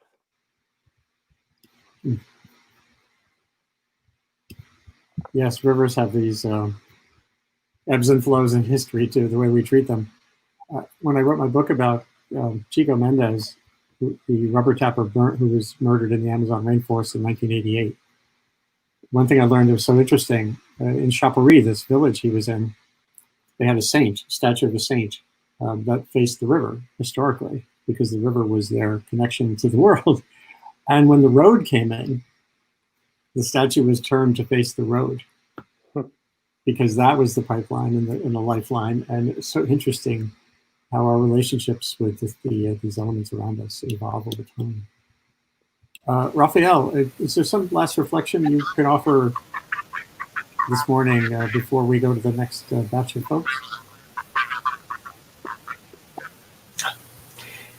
Yes, well, I would say we are not a part of the earth. We are the earth. There's no difference between us and the earth. And that's where we have gone in such a mistaken direction, that we have thought that ourselves separate, that we are here only as guests on a transitory journey for a never, never land that we call heaven. Heaven is here. Heaven is paradise. All our definitions of paradise are based on what we know of the earth and of each other. And that, I think, is what we have to reclaim. In this time of the pandemic, at great sacrifice, the earth is reminding us we are no different from the earth. We are animals. We are a very strange kind of animal, but we are an animal. And now that we are forbidden to touch each other because of that fear of death, it somehow ironically puts us more in touch with one another. I see you now with miles and miles and time between us, and others are seeing us too. And this is the time for us to really connect, to really be in touch. And let us remind us that poetry is not so much a mode of expression as it is a mode of perception. And it is with that mode of perceiving that we have to reconnect with the earth and with each other and regain that sense of the utter mystery of life and that utter joy of living it. We have two things that we must confront: the forces of death that have sway over us, with the two things that they lack the most. First of all, love and joy. And we have to protect those. The world that we create from what is left after this pandemic must be a new world that is fully rooted in love, because that is what our revolution is all about. And that revolution has to be now, and it is now, and that is to make all our institutions and our governments deeply rooted in love of the earth, of each other, of life. Thank you.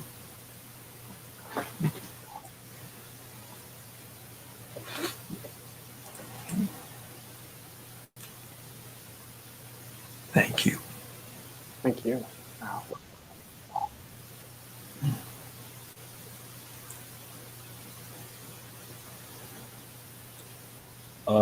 Andy, I think you're muted.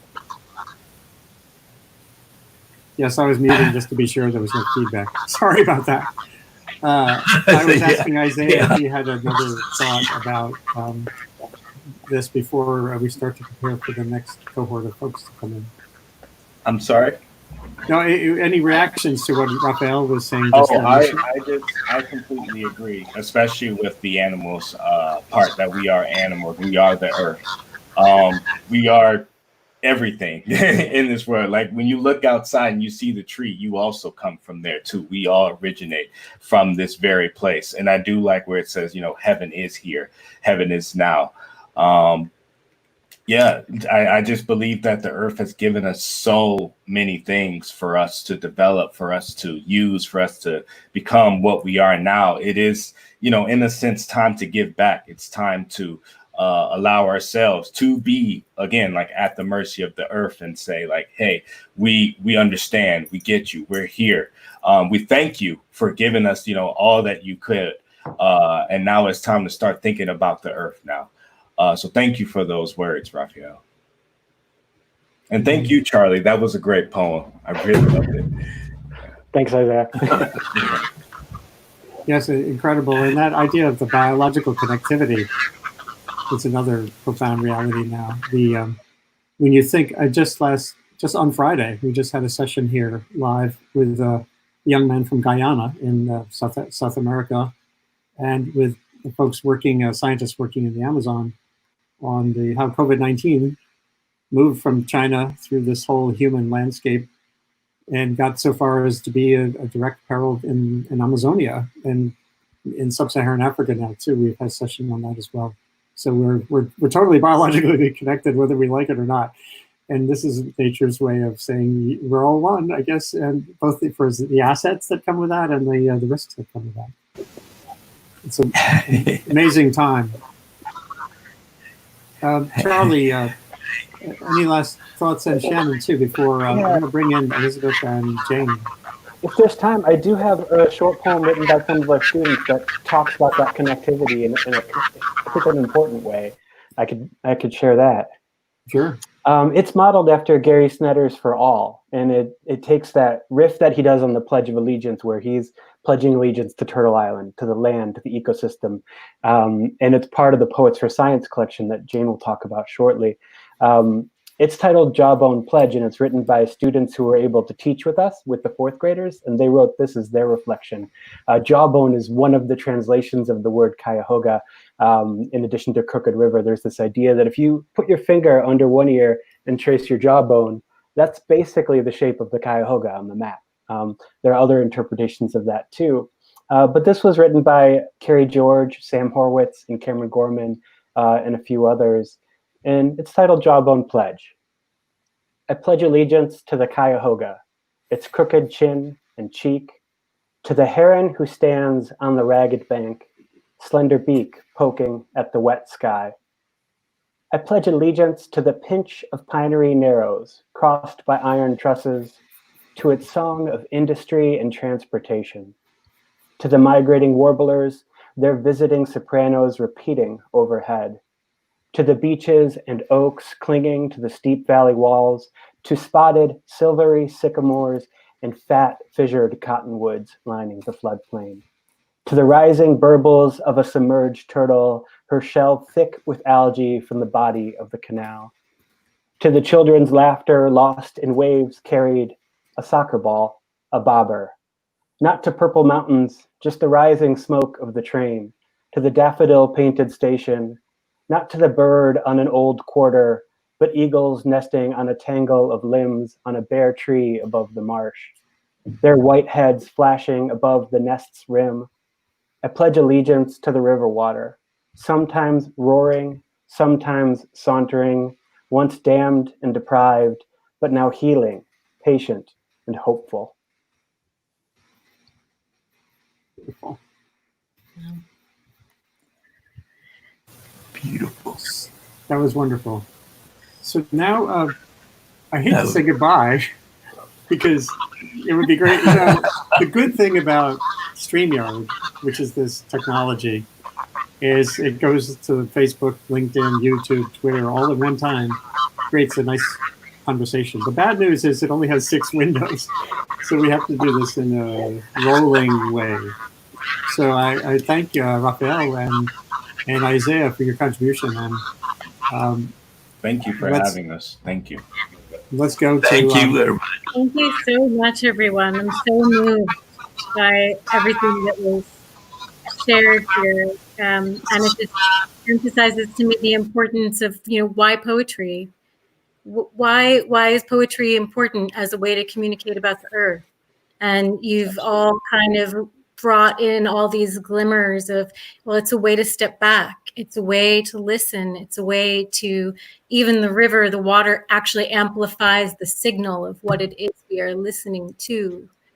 And sometimes when we're writing poetry, we actually are surprised by what comes out of our pen. We don't always know what those messages are inside. And so poetry creates that space. It changes our consciousness so that we can hear our call to care for the earth. So thank you so much for all of your reflections.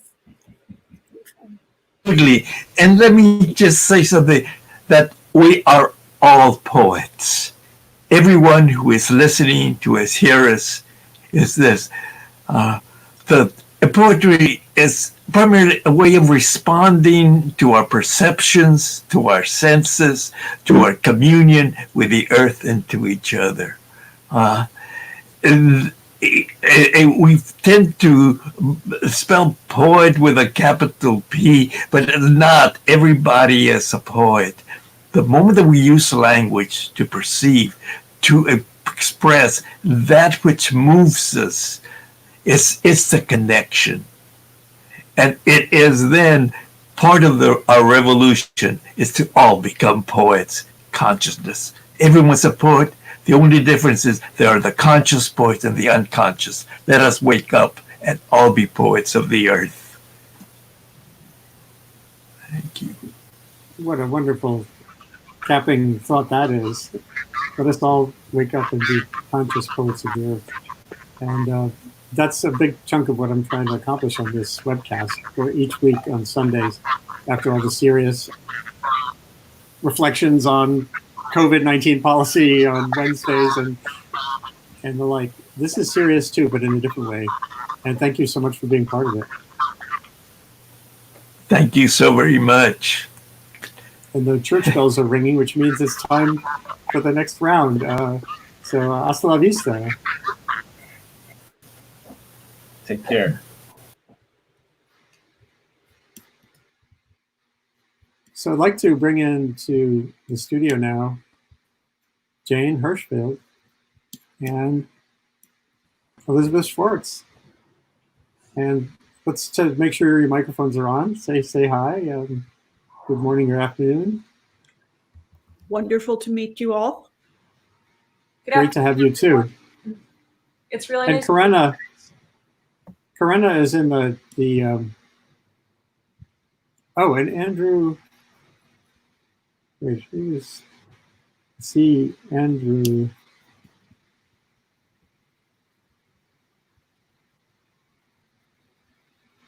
Hi, and Andrew, I'm not seeing you in our list here. Maybe I totally zoned out, I'm sure. Oh, I see, you're the host. Sorry, I've been juggling too many things. No. Can you introduce yourself, or maybe Shannon can bring you into the conversation? This is, hi, Andrew, welcome. This is Andrew Shvarts. This is the Deputy Director of the Center for Earth Ethics, who is chiming in from Portland, Oregon. So he's on West Coast time, coming in to join us here. Nice to see you, Andrew. Good morning. Good morning. And Jane, I want to show something that can give folks a little bit of a context for Jane, which is wonderful to have you here, and definitely want to have you back, and people will understand why in a second. There was this Poets for Science was formed not too long ago, and let's maybe start briefly. Jane, would you want to describe how this nexus for science and poetry came about?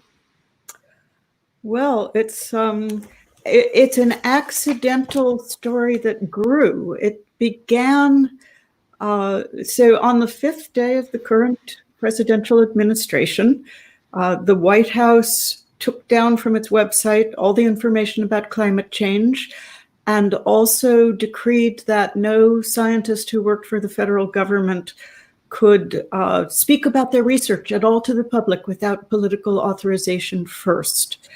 And I have a long personal connection to the sciences. The sciences have been coming into my own poetry from the very beginning. And I took this silencing as a terrible affront.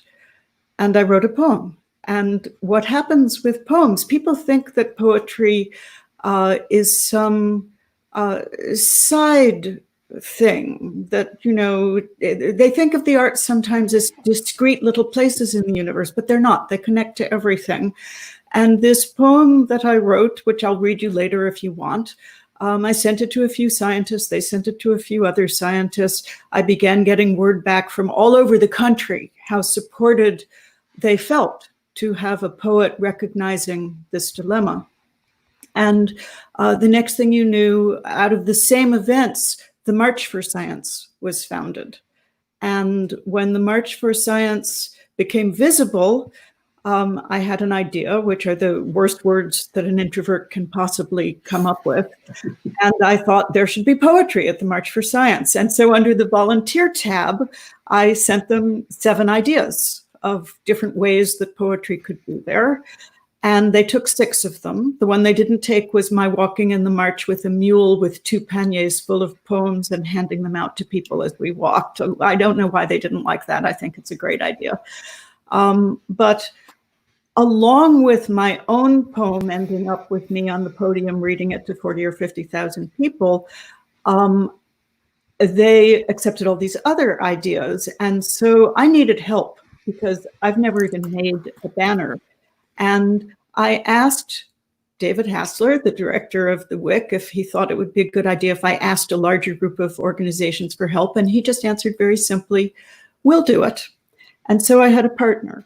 And so Poets for Science began as a tent in the rally before the march with 24 human-sized banners of poems inside and outside, DC poets with an interest in science offering workshops, the Wick Center bringing its own digital technology for poem writing into that tent, offering it to people. And once the march was over, it was too good to let go to sleep. So the banners immediately went to a large event in New York. And since then, the project has both had an online life housed at the Wick Center, and it's been to Portland, it's been to Prescott, Arizona, it's been to Vanderbilt University in Nashville, it's been to a large conference of public science interface in Chicago. And it just quietly serves as a vessel for people who share these 2 interests and who understand that you cannot understand anything, whether of the emotional realm or of the scientific realm, without bringing the whole self into the room, every part of the self. And that's one of the things that art tries to do.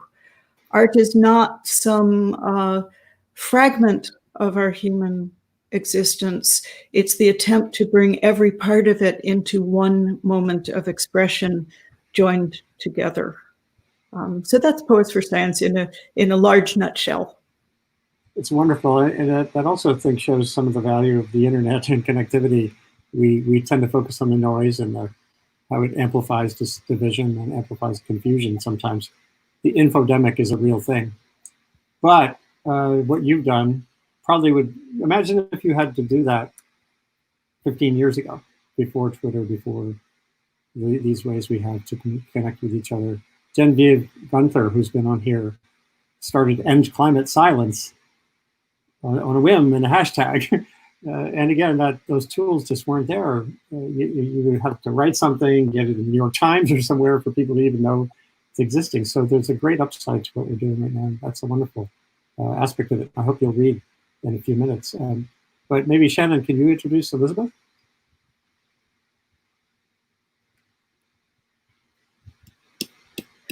I can. Can we pop David in also? Yeah, sure. Can introduce. Hi. Yeah, lovely. So Elizabeth Shvarts, welcome, Elizabeth. We have not met yet, but she contributed to the Earth Stanzas project and lives in the New York City area and is a Climate Speaks youth poet. So I think this is near and dear to your heart, Elizabeth, and I'd love for you to share your poem and to sort of introduce yourself a little bit about your passion for all that we're talking about. Thank you, Elizabeth, for being here. Yeah, thank you so much for having me. I'm so excited to be here. Like David said, I was part of Climate Speaks, which is a youth arts program sponsored by the Climate Museum last year. And me and 13 other finalists performed at the Apollo to sort of rally the audience to take actions against climate change through poetry. And yeah, that really like made me more of an activist and made me more active in terms of my actions against climate and to do more research. And yeah, it also led me to contribute to the Earth Day Stanzas event. And yeah, I'll read one of my poems that I contributed. It's called Mother's Hymn, and it is sort of a love letter to the ocean, and it's in response to the prompt, thank you. Thank you, ocean, for giving us a glimpse into infinity. In hues of cerulean, sapphire, and aquamarine, you taught us what it felt like to dream, to fly. In waves that abound into a fantasy of sight and sound, teeming with life and love and lionfish, coral reefs, anemone, and octopi, whether tentacled or finned, your current extended its hand to all. Thank you for the goodnight kisses, as your salty mist spread enveloped the shore. Thank you most of all for kindness, the way you ebb and flow unfettered toward the coming day.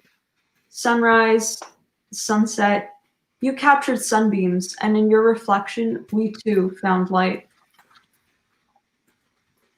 Thank you. Beautiful. That was beautiful. And this connection, the climate connection, making climate an actionable thing is such a challenge. It's so big, solve the climate crisis has this momentous quality to it that is paralytic. And it's only when you start to pick it apart and think about the words.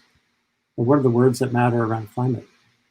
Words like vulnerability, equity.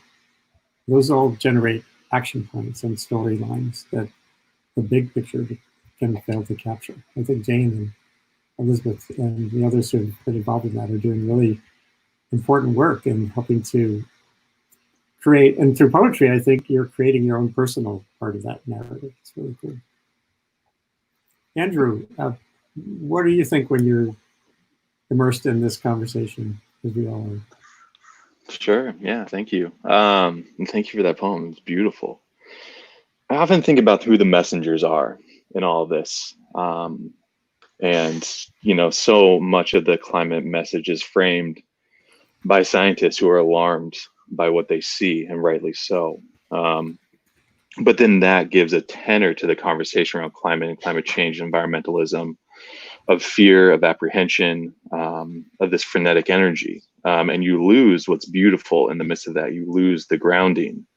And so to hear these poems and to reflect on not what we're losing, but what we have to gain, I think for me, that immerses you in a different sense of why we do this work and what this all means to us. And for me, it's a grounding sense. And so I'm just so thankful to teaching us about infinity. You know, just that language and those words plucks us out of this moment of real fear, of real discord, and reminds us of this longer scope and this time that we're in, and what we do now for the effects of that. And so for me, it's a reminder of why we're here. And I'm just so grateful for it. And you put that in conversation with the science like you do, Jane. And there's a different profundity that comes from it, because you see what's happening, and then you are drawn into the imagination of what could be, not from the fear, but as a result of the beauty. And so I think this entwinement of the two is exactly what we need in this moment. May I say something about that, which is, I think it is the very quality of art to always move in more than one direction. And so the poems, there are poems which are meant to terrify. There are poems which do terrify, but the beauty in those poems is what gives you hope along with terror. And that's the great antidote to despair in this time, that we need to be terrified. And I think that the inclusion of emotion is part of what the awareness of poetry and of song and of all the arts are offering an expression of, because we cannot act out of our rational minds alone. But equally, the poems of praise, the beautiful poems of praise, which are so necessary. I collect thank you poems, and I love the poem Elizabeth just read. And the poems of praise always also have an awareness of vulnerability, of transience, of imperilment. And that is part of what makes them beautiful, is that they are not one-dimensional. Poems are never one-dimensional. And so they both expand the possibility, the imagination, the creativity of simply making a new phrase is a confirmation that change is possible, that a different world is available to us, because in any moment we can conjure it. But all these things form a kind of, many-legged table on which we are able to navigate this extraordinarily difficult moment in our lives, a moment of fear for the viability of the biological earth, a moment of fear for our social contract, which is so visibly being shown to us as being broken in so many ways right now. And poems both bow to the fragmentation and they bow to the wholeness. What Raphael said so beautifully, you can't separate yourself out. You can't say you're separate from anything. Sure. I have a question for those in academia, and it's something that I'm thinking about a lot at Columbia, trying to build a network across the campus, linking humanities and sciences and economics and business. And are there pathways you've been using at Wick and elsewhere to break the barriers so that poetry isn't seen as some sanctum over in a corner in the quote unquote humanities, and is more fully integrated into how scientists think, when they're thinking about a paper coming out? Should they be thinking about, along their abstracts, should they be thinking about a poem or some collaboration? Is that actively, I'd like to think of something we can do going forward from here that can build on the conversation we're happening. it's at the core, I think, of the mission of the Wick Poetry Center is to make poetry relevant as a way of deepening a conversation around any subject and any trouble with that individuals or communities are experiencing. As Raphael said, we are all poets. We're all makers of meaning, whether we are awake to it or not. And so poetry is a way of waking us up by slowing us down and charging and sparking the air. And I'd love for Jane, Jane, you cannot leave this program without reading one of your poems because we need to hear your voice too, to join this incredible conversation of poetry that we've been having with Andy. But I do want to say that it's our conviction, I know Jane shares it, that poetry is a tool, and perhaps one of the oldest tools of human societies. And therefore it's a technology. And you know what we're doing now is using the newest technology to link us to the oldest technology, which is language and meaning making itself. And I would say song and human voice. So Jane, what poem could you share with us that feels like it rounds out all that we're talking about? Oh, is this my last poem? Is it my one and only poem? Well, not in life. We're at the time, yeah. So I had a short poem I was thinking would be a good end poem, but I'm going to read the poem I talked about. I'm going to read the poem that is basically what brought me into this room with you all today, which is the poem On the Fifth Day, not least because it's a poem against silencing. And I think this is a time when, as has been expressed over the course of this conversation, silencing of many kinds is being broken open into expression of many kinds. So on the fifth day. On the fifth day, the scientists who studied the rivers were forbidden to speak or to study the rivers. The scientists who studied the air were told not to speak of the air, and the ones who worked for the farmers were silenced, and the ones who worked for the bees. Someone from deep in the Badlands began posting facts. The facts were told not to speak and were taken away. The facts, surprised to be taken, were silent. Now it was only the rivers that spoke of the rivers, and only the wind that spoke of its bees, while the unpausing factual buds of the fruit trees continued to move toward their fruit. The silence spoke loudly of silence, and the rivers kept speaking of rivers, of boulders and air. Bound to gravity, earless and tongueless, the untested rivers kept speaking. Bus drivers, shelf stockers, code writers, machinists, accountants, lab techs, cellists kept speaking. They spoke the fifth day of silence.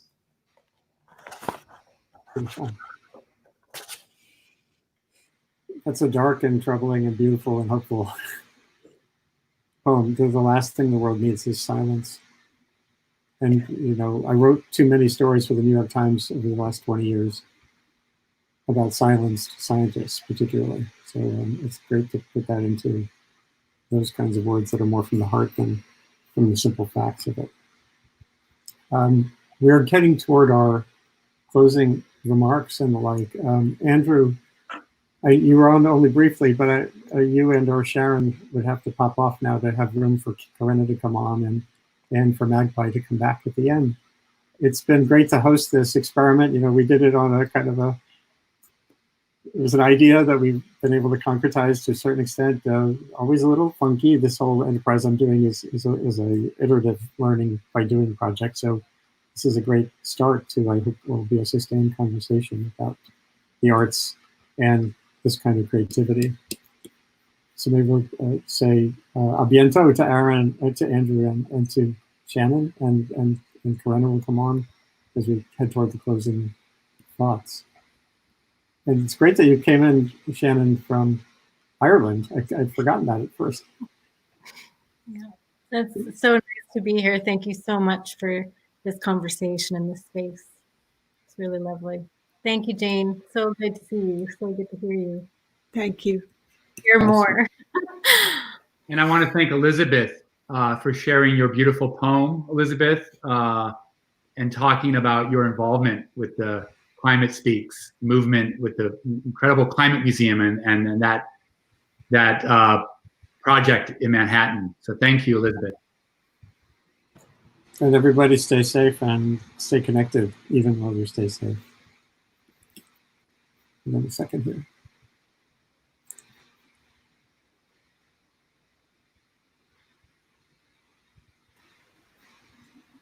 So Karenna, what have you been thinking as we've been going through these rounds of creativity? It's been so wonderful.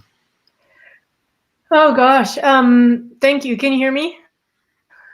Yeah. Okay. Jane, what a pleasure and an honor to be with you. Thank you so much for reading that poem, and I also really I appreciate your work, and just had a chance to reread the poem that we shared on our Earth Stanzas platform, which is called something else, but the line I remember is "None of this had to happen," and is really quite beautiful. I have been thinking about well, first of all, some incredible moments in this whole broadcast and gathering. Really, kind of thrilling to listen to. So thank you, Andy. And I wanted to reflect a bit on science, because we were just talking about Poets for Science, and in relation to something that Raphael said. So Raphael was mentioning that, you know, the whole problem is that we keep thinking we're separate from nature, but we are the earth. We are the earth. And it's funny, even though he voices that so clearly and we know it, we fall back into patterns of talking about it as if it's separate. And because I'm based our work at a seminary, you know, I do really see theology in a lot of that. I see how people have certain religious narratives in the subconscious, even if they are more secular in how they orient to the world. And I think that one of the things about science is that it is, you know, depending on, we put it in a certain category, but it's observations of what could be seen as creation. And so creation is as people in certain religious traditions conceive of it, is not just a static thing. It's all the processes, the carbon cycle, the water cycle. That's also part of what is being created. And your poem, Jane, about none of this had to happen kind of gets at that existential truth. The same in the beginning poem that was read by the young woman who we started out with, I don't remember her name, Fatou, about the spark that she felt in her life, that life force, which is beyond all scientific explanation. But yet it is science that can be a doorway and a window for us to recognize and remember that we are part of nature. We are the earth. So I've been reflecting on that and kind of thinking about, you know, there are gendered aspects of that. There's the kind of split between matter and spirit. You know, you can look at some of those things. And I love that we've had so many voices from women, from young women, from older women who are voicing this as well. And I am just grateful to be a part of it, and grateful to David and Wick Poetry Center that we were able to come together for Earth Stanzas. So thank you. And whatever else you want to share, I'll hand it off.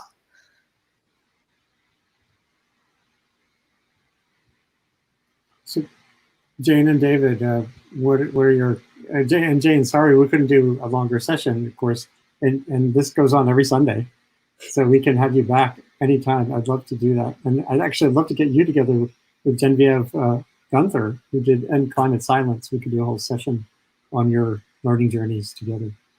So any thoughts you have? And Magpie, Greg and Terry are in the green room. I'm actually going to bring them in now, just so they can, whoops. it can be part of this public I conversation. defer to you if you have time for a poem, and then to hear Magpie and maybe Reggie sing one last song. If we have time, that would be a lovely way to end this session. And I want to thank everyone, and Karenna, thank you for believing in this project and being in cahoots with us to build it. So thank you. And thank you, Andy, for this opportunity. Thank you. Thank you, Andy. So I have lots of things I could say that I think, but I always think, the reason you write a poem is because it says more than you can say in any other form. So I'm going to finish with a poem called Optimism. The first poem was from Ledger, my most recent book, brand new. This is from an earlier book, but it's a poem about resilience, which I desperately needed when I was writing it. But I also was thinking of it as biological and environmental resilience against the damage of our current relationship with the earth. So optimism. More and more I have come to admire resilience. Not the simple resistance of a pillow whose foam returns over and over to the same shape, but the sinuous tenacity of a tree. Finding the light newly blocked on one side, it turns in another. A blind intelligence, true, but out of such persistence arose turtles, rivers, mitochondria, figs. All this resonance, unretractable earth. Thank you for having me on the program. Thank you so much for being a part of it. Resilience is a huge part of what we're working on at my new initiative. We have a resilience media center we're building because the media don't pay attention to processes. We write about problems and events like earthquakes or floods. We don't write about how do you build resilience in a community that's equitable. It's really hard to turn those processes into stories. And the more poets and musicians and scientists and engineers convene with communities, particularly, so that the voice of the community is at the center always, you can start to build pathways. I was on an early iteration of this session. Deborah Brosnan, who's a biologist, who's now an earthquake and disaster resilience person, she stressed about resilience. It's really a verb. Resilience is a doing. It's not an endpoint. The scientists still haven't even figured out how to define it accurately. How do you measure it? So that was a wonderful thing. And now here we are with a safe convening out in the woods in upstate New York. Magpie and Reggie Harris, two of my favorite, Greg and Terry and Reggie together from across the road. You're in one biome there, so you're not so distant. No, are going to offer a final musical reflection on this great morning. It's been wonderful to be able to host this. So the floor is yours. All right. Well, thank you so much. Thank you, Andy, and thank you, David, and everybody for inviting us to be part of this. We were struck by a number of things that came up over the last, I don't know how long it's been now, an hour, more than an hour since we sang before. Particularly Mr. Gonzalez's line about the earth is the only measure of paradise that we can ever imagine.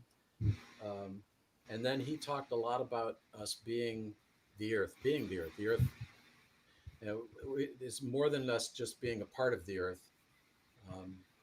Well, we made up a song many years ago that sort of speaks to that, the idea that not that the earth belongs to us, but that we belong to the earth.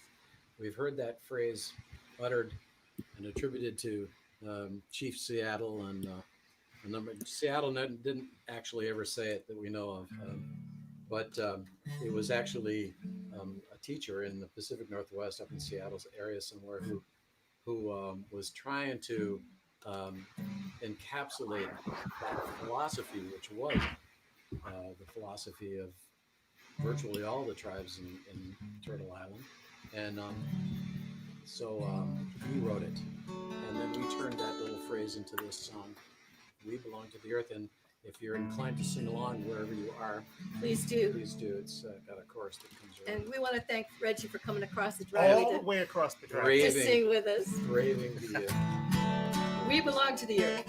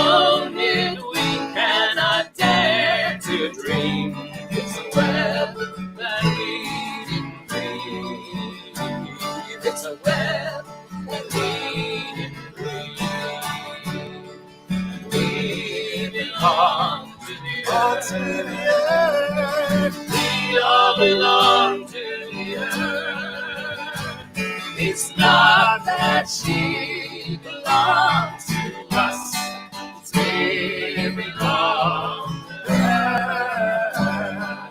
We belong to her.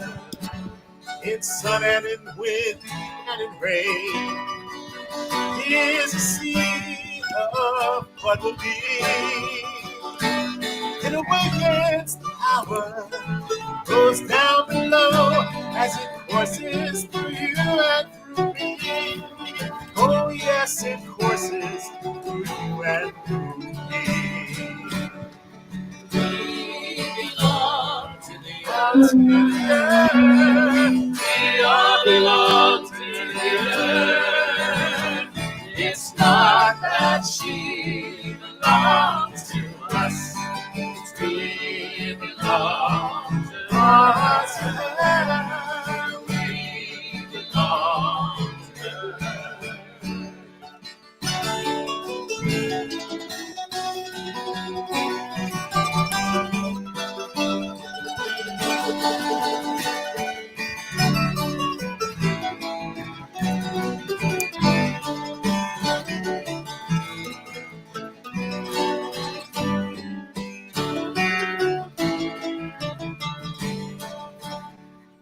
And when our spirits take flight, and when our spirits take flight,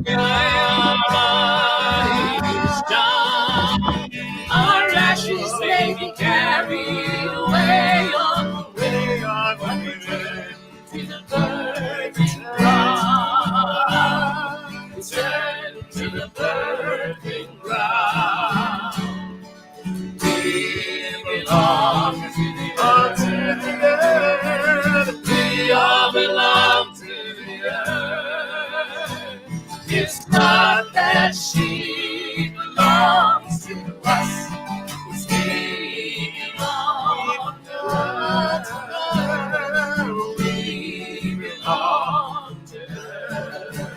It's not that she belongs to us, it's we belong to her. We belong to her.